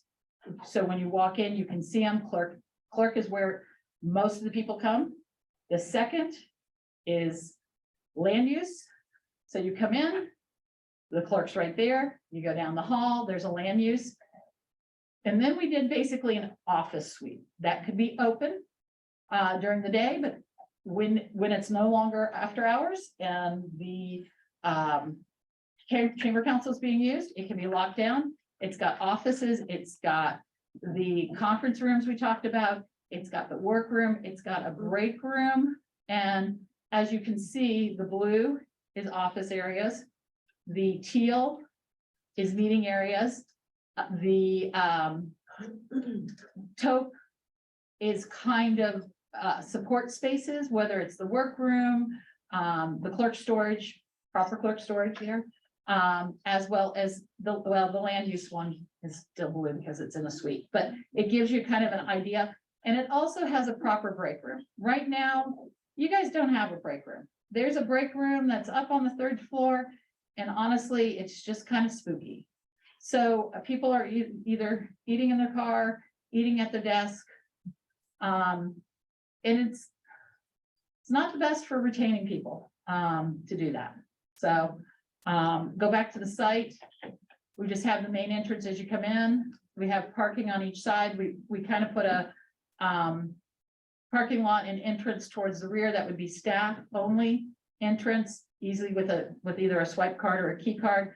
And then we have, once again, we have the chamber councils on the left, which can be open at night. There's a lot of details to determine, but this will at least tell you that we can start looking at this square footage to make it work. And then once you guys decide where you go, we can help flesh it out a little bit more. Aesthetically, you know, this is always something that's about a contention. So this is once again, very, we went with something with the big barn, little barn, big house, little house barn kind of feel. So you've got a couple of different places. We would really like on this one to get it narrower, but until we know what the site is, because that building is larger than we'd like, but it's a little hard to design without knowing where you're going. Yeah. So, want to make sure we have very good signage where you know to come in, the meeting room, council chamber. We just picked, kind of give you some ideas. Some place to gather outside on a nice night, like tonight. I have a feeling that people will be lingering slowly to their car. This gives you that opportunity to slowly work your way to the car. Inside. Just a little bit further away, working at a drop-off lane. And I'm gonna go back to this because this is all I have. So I'm glad to take questions from you. I do better with questions sometimes than just talking for it. I know you said that you wanted to kind of come and present and then you would finalize, I guess, your report. I'm wondering, like, timeline on that. And what, like, I definitely, speaking for myself, and I think the council, and I'm sure you guys probably feel similar, but I'll let you say, like, I feel like I need some time to digest. And we've heard a lot from the public. We've gotten tons of emails and comments and stuff from folks. I think there's a lot for us to kind of take in to maybe come back to you with some additional. I'm totally happy with that. The key with timeline, your guys are driving that timeline. Yeah. I'm happy to take the time to let you guys process, have a conversation, even have a second meeting to kind of talk about it and go forward before doing a report. I can do a report. What drives any of these conversations is if you are coming up for a vote. You're not. June's here. So you've got time. Take the time to explore and figure out what you need and you want. And that I think is the better way. However, if you feel like you want the report in a couple of weeks, I can do that too. But I've just found it's more beneficial to be able to flush out some thoughts and questions that either come up tonight or later. Okay, yeah. Anyone have questions at this point? we're not taking any public questions or comments, sorry. Tim, Jen, anything? No, I just, appreciate what City did, like she said, is the remaining, from here going forward, we think the council would want to do several workshops over the summer to start to digest this, where I would, at this point, I would recommend holding off on the final draft report, because there may be other things that you see out of one of your workshops. I think that may be conducive to public knowledge and getting that piece in there. Then what you're gonna want to decide, I think a component of all this will be that once you get your side of it done, is to get the public comment pieces. And then the question becomes, do you want to take all the public stuff and make that an addendum to the final report or not? And will you include that in there, or do you just want that separate? You should find a way to track good, bad, or different the public comments. So that 30 years from now, when we're looking at, somebody else is looking at this, they have all their accurate information. One of the things that's hampered us here tonight is traffic study, same way, building study, same thing. I found bits and pieces of old reports that we've studied stuff and spent thousands and thousands of dollars on, but not accurate information. So whatever we do, whatever we end up with, all I ask is the council consider a full, complete, accurate report, so that when the public goes back to look at this 10 or 15 or 20 years from now, we have all the facts, we have all the input, whatever that is. Traffic study we're doing that with, and I recommend the same with this. But I would hold off on the final draft until you at least do your workshops. Yep. And then see if there's anything different that you want to add, and then create a final report that way. That's my suggestion. What do you guys think about if, I'm trying to think about when our next meeting is, not till the end of June, right? Because we canceled the 13th meeting. If we were to put an agenda item on our agenda for us to have a discussion, then the council will have some time to kind of digest. Hopefully, the public and anyone who catches up on this after the fact can kind of digest the report, share your thoughts and stuff with us via email. We read all of that stuff, and then we can come together at our next council meeting and kind of figure out what our next step is, whether it's going to be workshops, or if we want to go public hearing route right away, or wait until we gather some more information and we can kind of talk through that after we've had some time to digest. I'm gonna go with, I suggest we go to a public hearing before we do anything, because we made that mistake on the police station with workshop after workshop after workshop, hearing from a small group and then getting beat up. So I'd rather, we digest it, talk about it, I'd rather roll right into a public hearing. Hear from all the public that wants to zoom in, wants to email us, wants to come.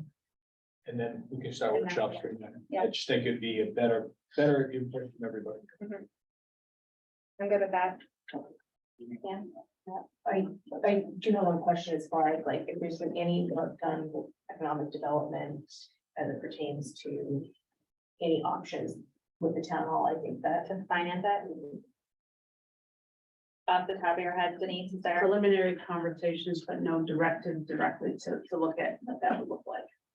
So, I mean, other than the numbers that Jen's crunched about putting that back on the tax rolls. We've had some confidential conversations with a few developers that would, put their eyes on it and to have it put on, in commercial, retail and potentially housing, but as far as anybody come forward, until a decision is made by the council, nobody's wanting to get involved like that. But I guess like from, I don't know, from your prior experience, like let's say we were to land on renovating, for example, like is there any options that we could find or that you're aware of? Oh, to for help with municipal funding or- government? Yeah. It's not for municipal government, but Okay. there's lots of opportunities for private sector development, absolutely. Okay. That's where the money's at. Okay. Right. And then there's also potential opportunity that, you keep the front open spaces, public land in perpetuity and still sell off the building. There's a lot of opportunities, but we haven't gone down that path at this point. Okay. So procedural question, because this, like, we were looking to have a public hearing, Barbara, but it's not regarding ordinance changes. It's just sort of like we're looking for public input. Do we have the whole 2-week published timelines? If it's a public hearing, you must have your postings. If it's a public meeting, you just need to say show up. Okay. I feel like this could this be a public meeting? Versus a public hearing? Nope, gonna be a Has to be a public hearing. Okay, Public hearing is done specifically to hear one specific item that you post on the agenda. Okay. And people would have to come in, there are rules that are applied to the public hearing for people to sign up and speak, so the meeting runs efficiently. And everybody gets their time and their ability to speak instead. Public meeting, you don't have those rules, you just Got it. have a public meeting. okay, so then I think our next step is, we don't have anything on our agenda this evening as far as setting a public hearing. Next agenda, we'll have an agenda item to determine a date for a public hearing. We can get it posted, get it out there. We'll have a night dedicated to this topic for everyone to come and speak. I think that that's our next step. So Lita, for you, I feel like definitely we're delaying this report a little bit until we get more information. That's what I expect. I Okay. mean, done it enough times and. Yeah, yeah. Yeah, Okay, let's go through the process. okay. Everyone feel good about that? I have just one thing running through my head, and I don't wanna add different extra costs just for whatever, but while I like the report and I appreciate all the hard work. One piece that I think it'd be nice to, if it's, I don't know if we want to do it or whatever, but I think it'd be interesting to see even a basic floor plan for the current building, one floor idea. You said not, excluding council chambers. Right. And I don't think that we'd need like I really like the floor plan that you have here. I don't. You wanna Right. hurt my brain, don't you? I'm Yeah, just thinking, Yeah, I can work on something, and I think what's gonna happen is you're gonna end up, the other thing you're gonna see, which I think is important, is you're gonna end up with offices without windows. And that's something important to know. You're either gonna end up with shared offices, or you're gonna end up with offices without windows, because the only way you really can use a space this large would be, let's take your office, would be, you'd have an exterior office, no windows. And Yeah. then, which is, I mean, the clerk's office is gonna be easier to set up. Land use is gonna be better to set up, but you're just gonna end up with some of that. and I don't know if that's over and above what we had initially asked, but I feel like I don't want the public to feel like looking at this. That you see the nice shiny, cool 3D. We all know what the current place looks like, but I think having an idea of the floor plan would be Yeah, I helpful for agree. me, as well as not feel like we're pushing the new stuff on the public, more of just well-rounded look at it. Yeah, like kind of what I mentioned before, that like, if we were to take that program from a new Right. building and kind of piece it into the current footprint of town hall, like what roughly would that look like? I think that would be helpful to have ahead of the public hearing.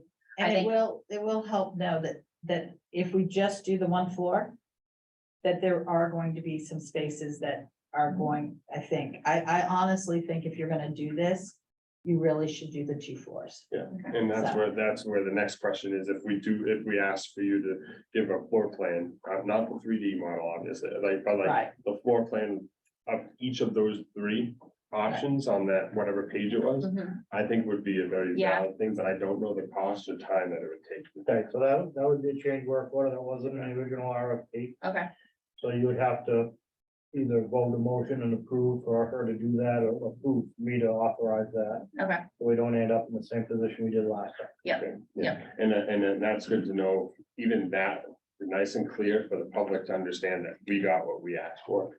We're But not, we you did know, not expect that, you did not ask for that. exactly. yeah, In the original RFP, we asked to assess this building and a cost to do a renovation and then a proposed 3D renovation for a new building Mhm. and a cost for that. That's what we put in the RFP. Thanks. And I would assume that we would leave the first floor as the floor that would be for somebody else, because you already have that large meeting room up on the third floor. That would be my assumption, unless none of you guys are looking at me like a deer in the headlights, so that would be where I'd start. Okay. And then I think for us, I think what would be helpful ahead of the public hearing, again, all the numbers in your report are estimates. They're based on like what information we have today. We know they're subject to change, but like some rough looks at like what would bonds potentially look like and tax rates and that whole story to sort of like tell the financial story of each scenario with a big, huge rubber stamp like this is just directional. I did run some preliminary numbers, just if we were to borrow 4.5 million versus borrowing 11 million. I did the two opposite spectrums. This would have to be to the bond bank, the only place we can go. Yeah, no, I know, but just like, So I did a 30-year at 5%, just as rough numbers. And if we were to borrow the 4.5 million for 30 years, it would be about $288,000 payment per year, which is about equivalent what we're paying for the For police this, yeah. station here now. Mhm. If we were to do the 11 million, that would go up to 704,000 per year. Okay. Difference of about 400,000 a year, and an annual payment for 30 years. I think we should just make sure to kind of have like, and we can work on this as we get closer to like have that package stuff, get stuff for public hearing, so, okay. We've got stuff we gotta take care of, we only have 45 minutes left before we're cut off from doing new business, so Lita, thank you so much for coming. Public, thank you all so much for coming. Hopefully this was helpful. Share with us, please, via email, your thoughts and stuff. If you have questions or anything, we would love to hear that. Thank you for understanding about not taking time this evening. Yes, we'll get on with the business. No, it's there. It's mine, but it doesn't, doesn't really matter. You just, I didn't know what this setup was. I need something to read. And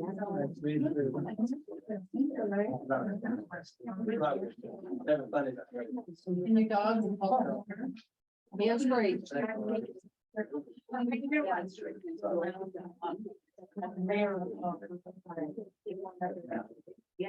If everyone, if you're going to, we just have some business left to conduct. If you're gonna chit chat, it's okay.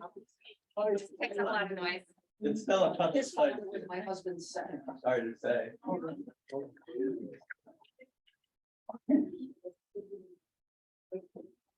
right, I think we're good now. We can get going. Everyone left after. Did anyone have anything they wanted to speak about that's not on the agenda and that wasn't related to town hall renovations? It's a little, my fault's there. Are we supposed to leave? No, you're welcome to stay. Yeah, no, everyone is more than welcome to stay. It's been a fun start. Yeah, this is the exciting stuff. If we have to stay some. Yeah. I'm not seeing any hands online, so we'll go ahead. Unfinished business number 1, discuss action on zoning ordinances for medical marijuana registered caregivers. So we held a public hearing on this. I don't remember when. Last meeting, thank you. Had a public hearing on this and there was no comment from the public. Very short public hearing. And I think we're at the place where we can go ahead and take action on these. Madam Chair, I move we accept the performance standards and local licensing requirements for medical marijuana registered caregivers as written. Second. We have a motion, and a second, any discussion?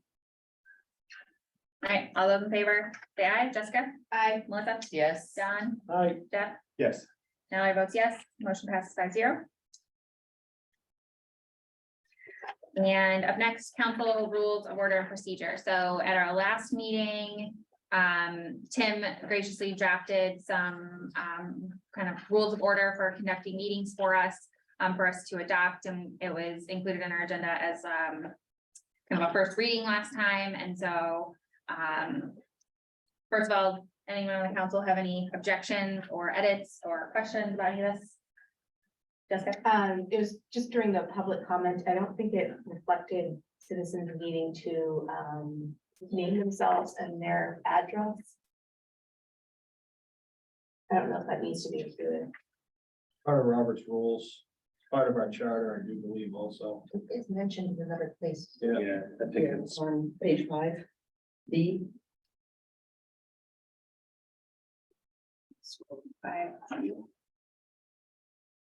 Okay.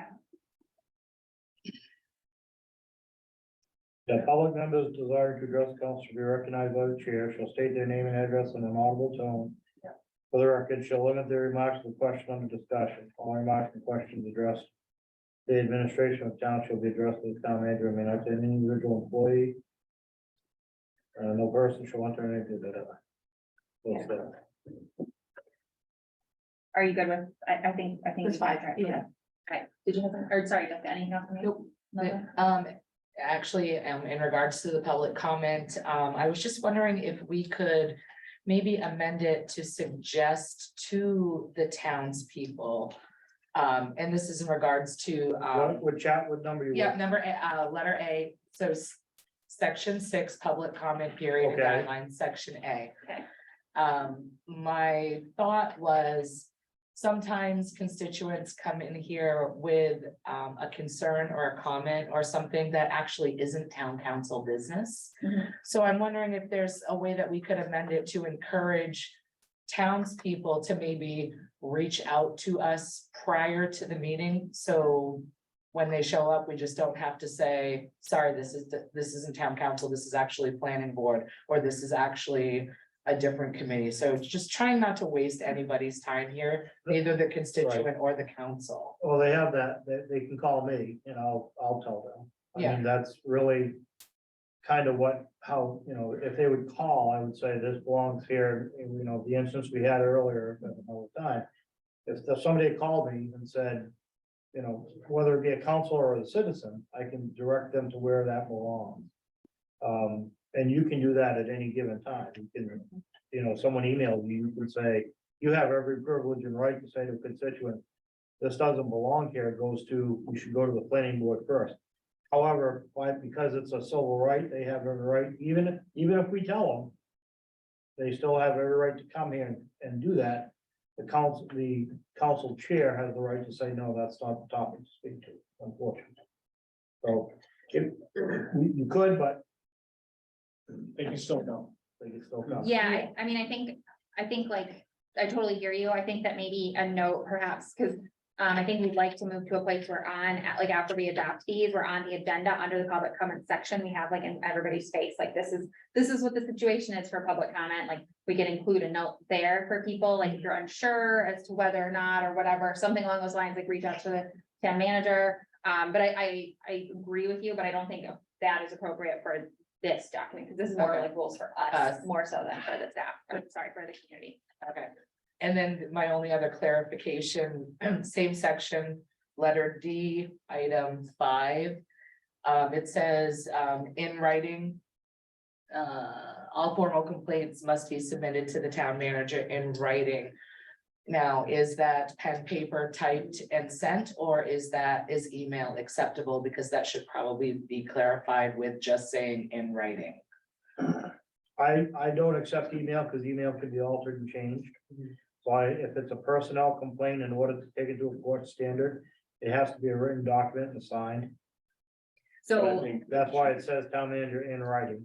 but I think like many people interpret an email as in writing, because it's written. Could we add it as, because I hear what you're saying, I think, could we add, in accordance to the town code, because it's it's an actual, No, it's Thing, not. right? Like No, you're- I made that policy when I came in, because just so you know, the very first personnel issue I dealt with, I ran into this. Right.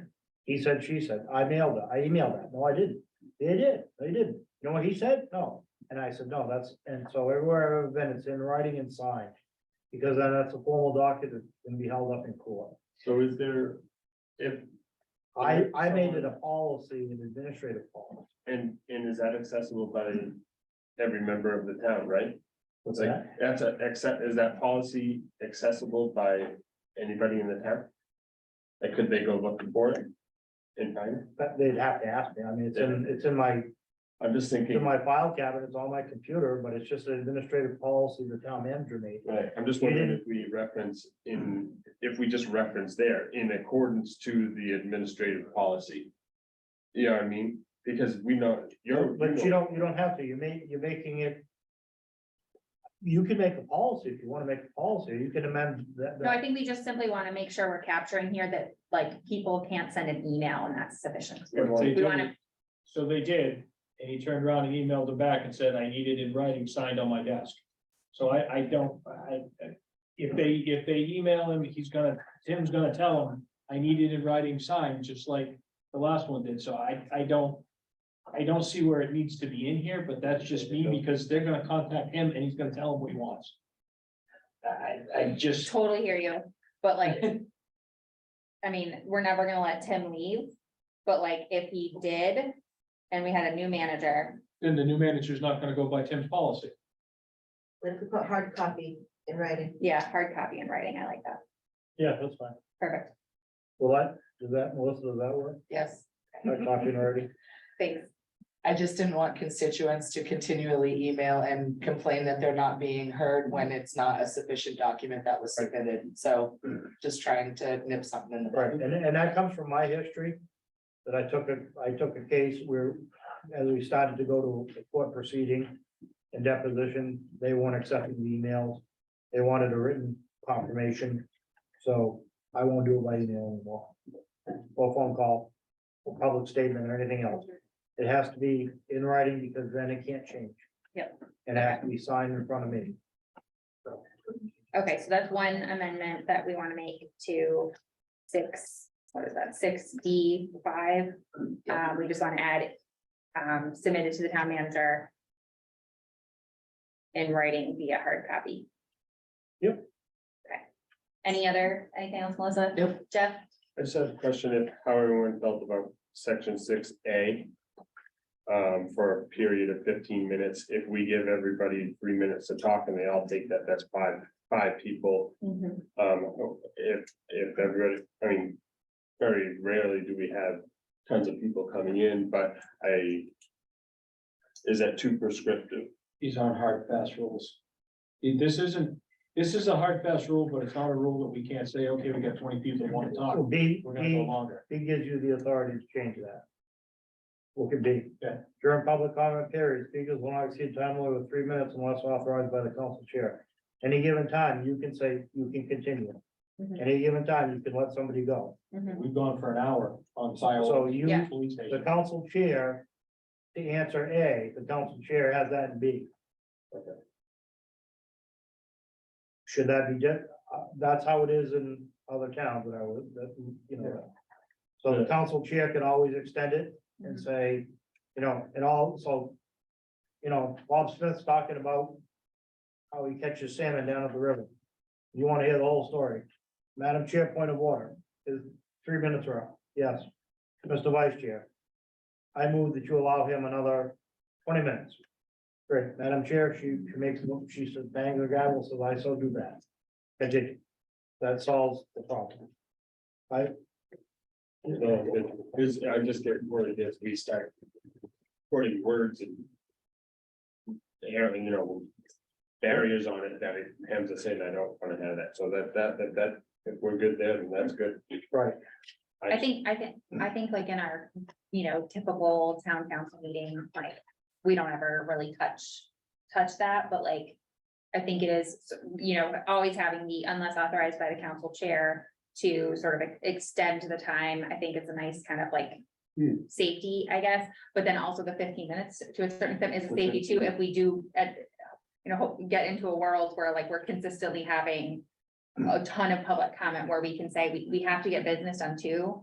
And so we're gonna limit public comment for this to 15 minutes because we've got to get our business done. Right, so if you have that many people doing that, Mhm. that should be a telltale sign to the council that you have a greater issue that you need to That we need to address. take up as business. That you need to stop what you're doing at the 15-minute mark and move to a motion to say, we're gonna stop you here. Councils, we have an agenda item, or we have an item that we need to move to a public hearing, or we need to do something different, right? Yeah. You don't wanna be you're here to conduct business. You don't wanna be doing this every night till 10 o'clock, 11 o'clock, midnight. Barbara would kill us all. I won't be here so long. I have to accept your resignation. So that's the point of order, right? So this is designed, so remember, town council is it's a public meeting for you to do your business. Yep. It's not a meeting in public, it's for you guys to do your business. And if it gets to start being this, then that's when you kick that in, say, okay, we have a bigger issue, we need to put this on the agenda and do a public hearing or something. Anything else, Jeff? That was it. Done? I'm good. Okay, If I may, Madam Chair, Yes. on 6C, should that refer to paragraph 11C, not 12C? Am I not reading that correctly?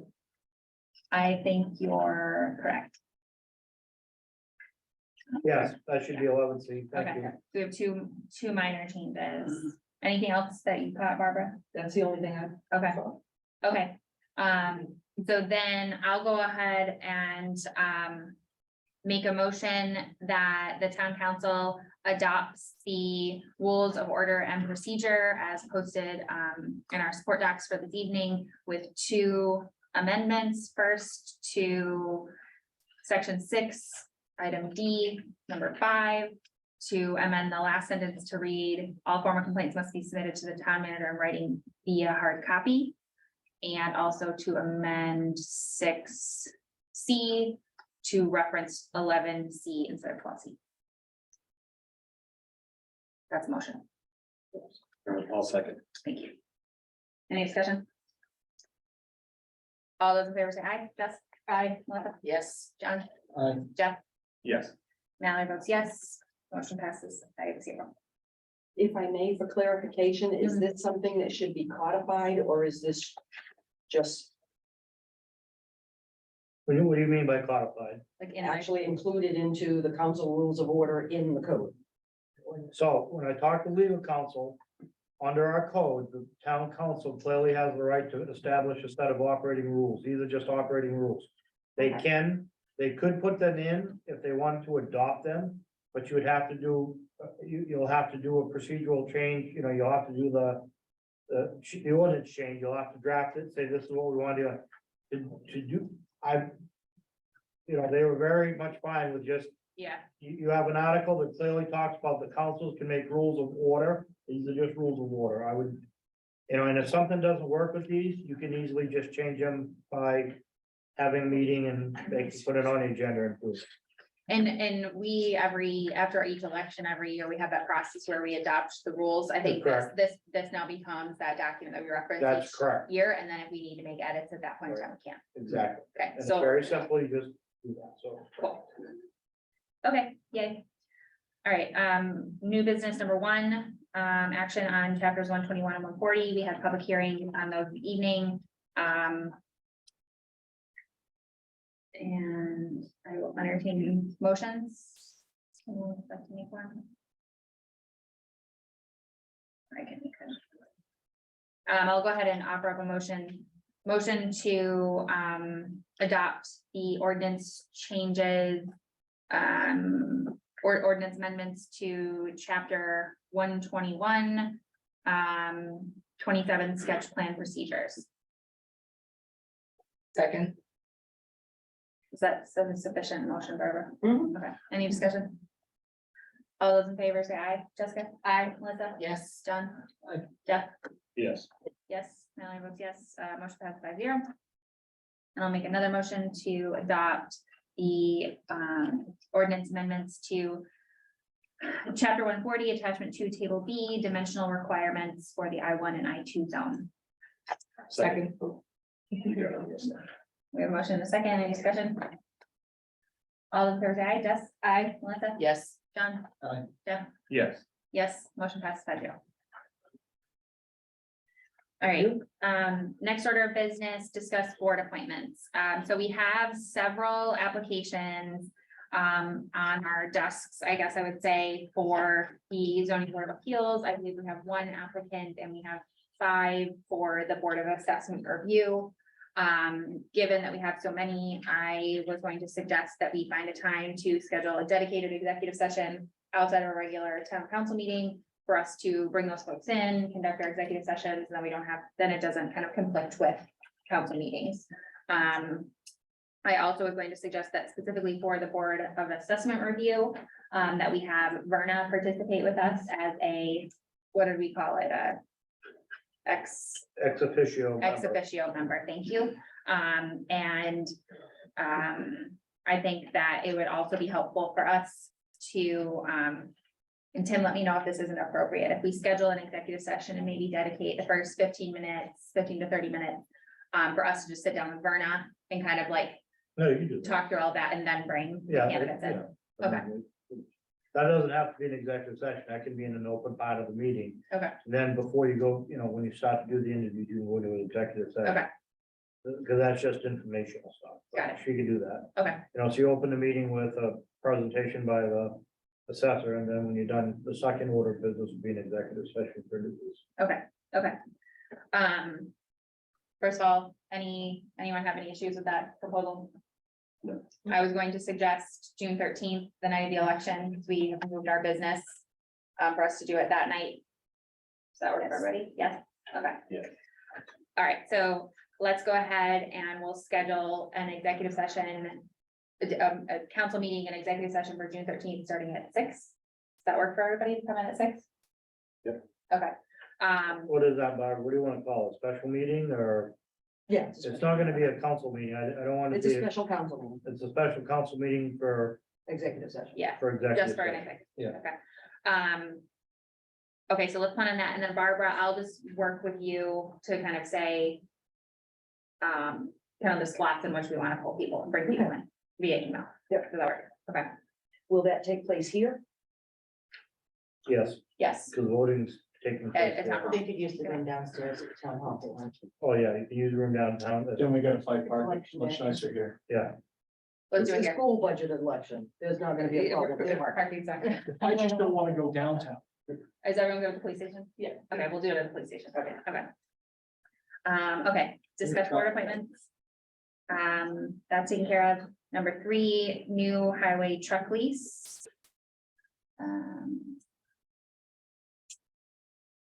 Any lease that we have over $100,000, the lawyers have to draw up legal documentations for you to vote on.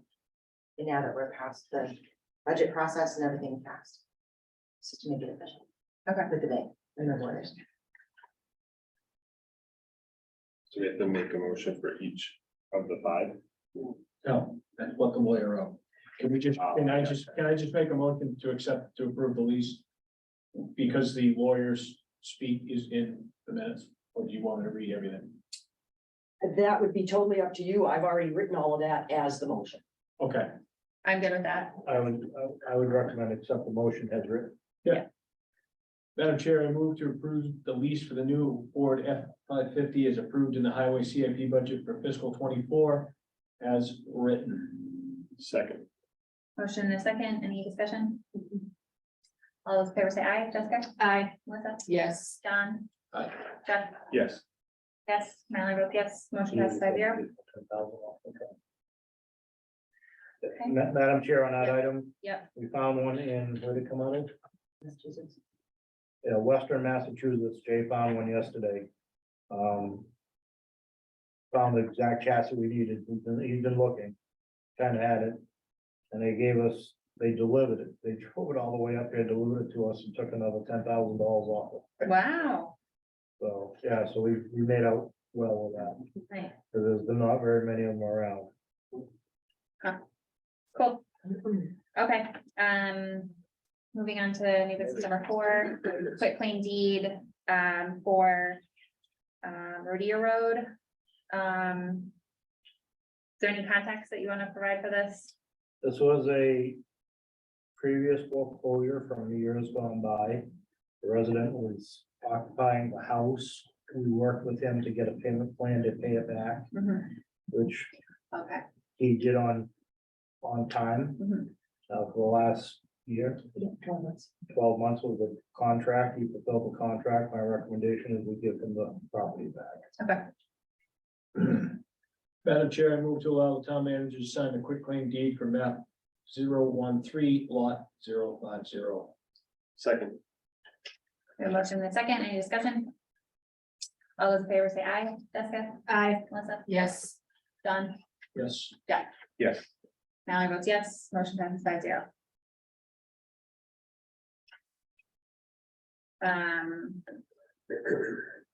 Okay.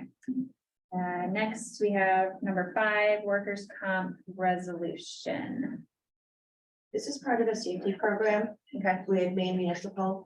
They had come in and met with Heather and I, and if we follow all these certain steps within their program, this is the last piece of being able to save 5% on our workman's comp insurance by us taking this proclamation that we are gonna do everything we can to keep the building, keep everything safe for all of our staff, the residents, any visitors.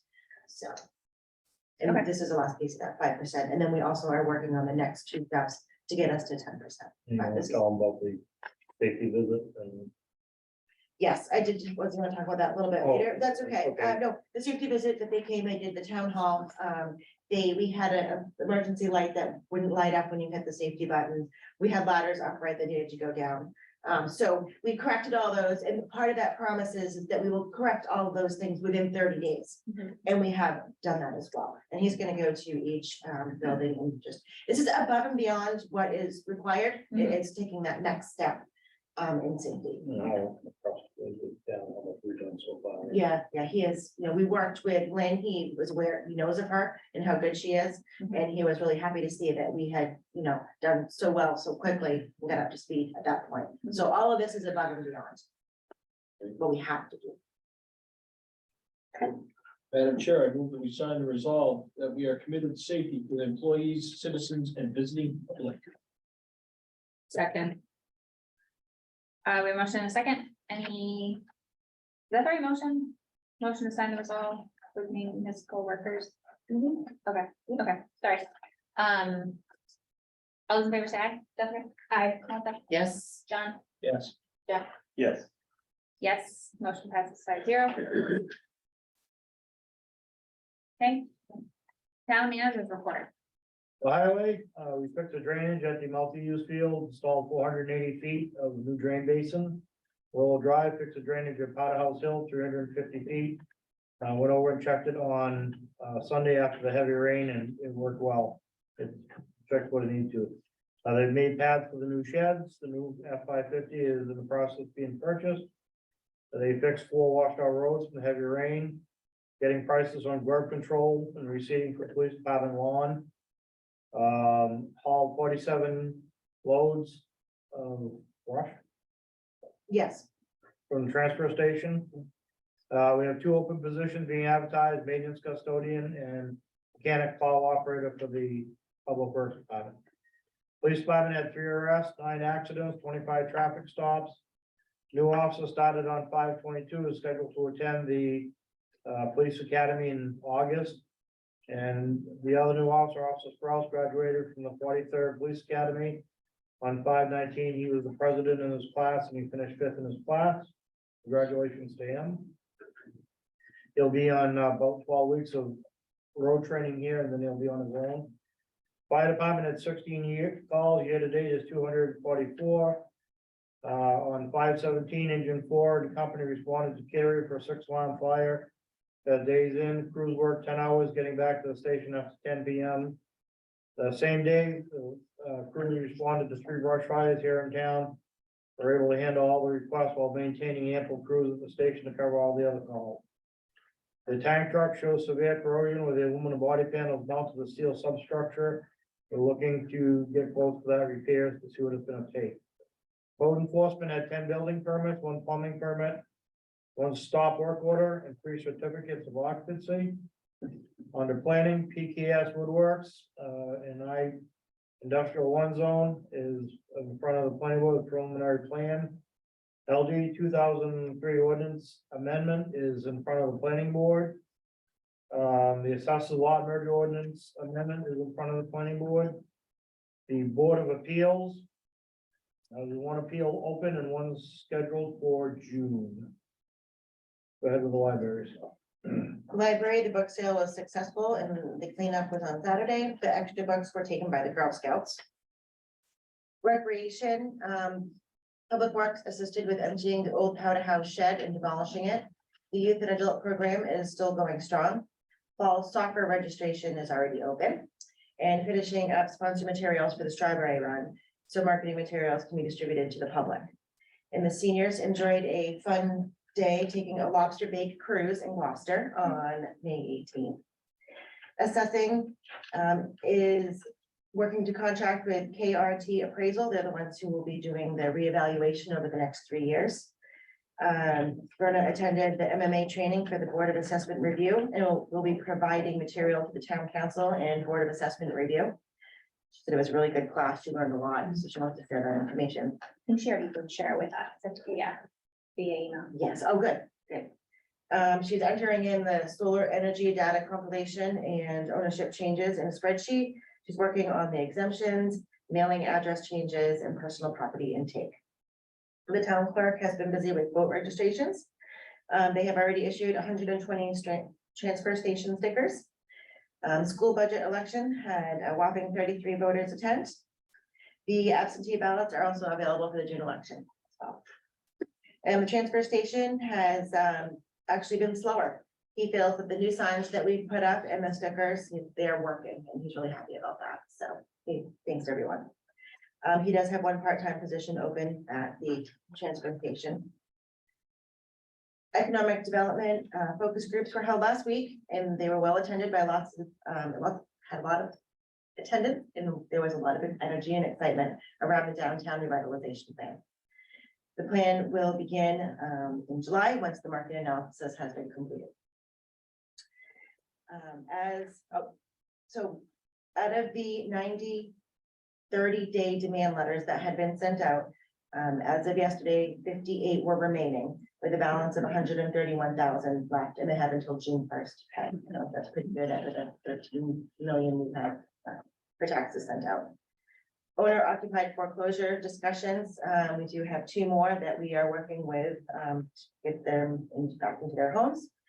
Met with department heads for budget discussions, where they're at today, what's left in their budget, what they might need left to spend. So getting that all wrapped up for this year's ending. We have FEMA coming on site on June 5th for the Christmas storm for the December 24th and 25th.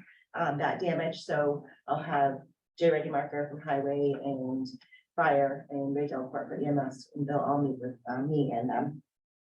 The Moody list came out, and we have an A- rating again. So it's very high rating for the town. So that's great. It's good. We're in a good financial position. I will be going on vacation from June 11th to the 24th. I'm going to Alaska for 2 weeks. So I'm super excited about that. Obviously, you just saw the presentation from Port City. I've been working with Lita closely. I mentioned earlier, we're moving the $1 million to a 12-month CD to Androscoggin Bank so that we can earn about $46,000 during that 12 months. Help the town earn some more revenue. And the credit will, from the resolve, will now save us 5% on our workman's comp insurance for the next coming year. For admin, I met with a citizen. He had a complaint about his road name being changed. I met with Des Moines on the market analysis project. Met with Verna, and we reviewed the Board of Assessment Review training and how that would affect us going forward and how to get that information best to you folks. We had a Salmon Falls tidal water land for Maine future board discussion with them. Met with the Christian school about a new playground ceremony. Tomorrow at 10 a.m. they put in a new playground. It'll be available to the public after school and weekends and summer. So they wanted us to go over, help cut the ribbon, so they'll be doing that. Jen and Denise is going over because I'm tied up with lawyers and personnel tomorrow. Now the planning board chair and vice chair, reference to moving forward with ordinances and planning position. July 3rd, town offices will be closed. For the July 4th weekend, staff will use their spare vacation day. I'm not giving that to them. We attended, 8 of us attended the Historical Society tour yesterday at the Counting House. It was excellent. Great presentation, really great stuff to see about our community and what is there. And I would encourage all the citizens, and I would certainly encourage the board members, the council members to go and get that. Had several discussions with citizens about purchasing town-owned land, dealing with 4 personnel issues, and I've done 5 phone calls to the attorneys. Bernstein Shore, 3 on personnel, 2 on land use. And that concludes manager's report. Ben brought up something, Barbara, ATV stickers in yet for 24? Yes. Fantastic. Thank you. You do know how much they cost though. Yes, ma'am, and it's all going to help us, because that's what the state does. Thank you, Tim and Jen. Council comments, John, I'll start with you. No, sorry, I used up mine, I'm good. That you can stickers, okay. Just congratulations to the new officer. I don't know much about the process of it, but in talking with the chief, he was pretty impressed, so. Excited to have him coming on board and excited for what that does for our community. And also, just really grateful for the amount of people that are interested in what we're doing, and hope that we can have good conversations moving forward. Thank you. Cool. Jessica? Memorial Day Parade services on Monday, and then the second is Hike Through History at Central School. We'll love to get that. On the hiking history note, the staff are gonna be serving hot dogs and lunch and stuff for the kids, and we're welcome to join if you want to. What, around 10 o'clock? 10, the kids eat at actual 12, so yeah, they start cooking hot dogs a little before, and we gotta stop them and get them ready so that we're. Yeah, and it's at, Central School. Right, No, it's at the hill. oh, it's in the Yeah, Hampton House Hamilton now. House. It used to be at Central School. Oh, okay, all right. Yeah. So if we wanna go. Anything else? Melissa? A few meetings ago, we talked about the shrub that took a hit in the center island across from Oddfellows. And we talked about delaying doing anything there because of the traffic study. Well, I think we're eons away from doing something about the traffic study, and my concern is there's a certain panhandler that's come back to town with the weather being nicer, and he has a lot more room to stand now in that garden bed. I was wondering if we could reach out to, if that's an adopt a spot of maybe putting some roses or something a little more deterrent there from somebody standing there. Or just filling that space in to try to deter him, because there's a lot of people that are concerned about the town safety with the individual that religiously comes back to that spot to beg for money, so. Terry always works on making those islands nicer, and she can even put a pot of flowers. there. Exactly, just, yeah. We'll have her do something. We'll do something. Okay. We'll take care of it. Thank you. And then my only other concern is there has been a significant amount of dump truck traffic on Bell Marsh Road with the renovation of the top of the mountain. And some of the citizens are concerned that Bell Marsh was not rated for the velocity of equipment and heavy trucks that have been traveling on that road, and are particularly concerned about the bridge. Do we reach, is that something that we can inspect or ask DOT? Not a state road, so it'd be up to us. So it would be. But up I'm to us. sure, well, first off, so. All roads, I assume Bell Marsh was built to, at the time, whatever the standards were, town standards engineered roads. Same with the bridges, so I'll ask Jay, I'll take a look at it, I'll talk to Jay, but. You know, that's why the roads are paved and there's a base to them and so forth, so. The bridge though is a little, I did speak to Weird. Jay Reddy Marker about that, because Okay. there was a resident that called me, and I spoke to Jay about it, and the history that I got was a couple town managers ago had put a weight limit sign on that bridge, and I believe that's where the concern has come from, which that weight limit was way under what the capacity of that bridge can handle. And I believe that once we took the sign down, then that's where residents became a little bit concerned. But Jay had no worries at all about big trucks going over that bridge. okay, So then we should take the sign down. This sign has been down. Sign's not there. yeah. So does that? I mean, we can talk, I'll talk to Jay about the road, but the roads are. I don't know how long Bell Marsh has been, when the last time it was reconstructed or paved, but. Right. Fairly. At York just redid their whole end, it was beautiful, they brought it up probably a foot and a half. On the dirt? Yeah.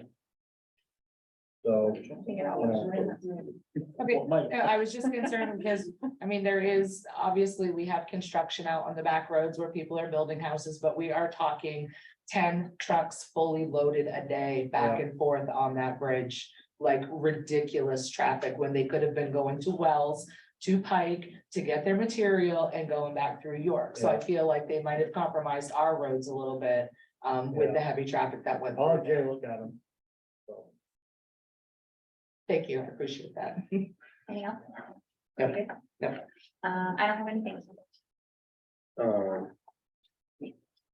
We have to enter. Yeah, we need a motion going. Madam Chair, I make a motion that we enter into executive session in accordance to 1 MRSA 405.6A personnel. Second. All those in favor, Jessica? Aye. Melissa? Yes. John? Yep. Jeff? Yes. Mallory votes yes, that's 5-0. We are in executive session, we'll kill the owl. Barbara, I'll send you the motions, like I always do. We can. you don't have to stay. Yeah,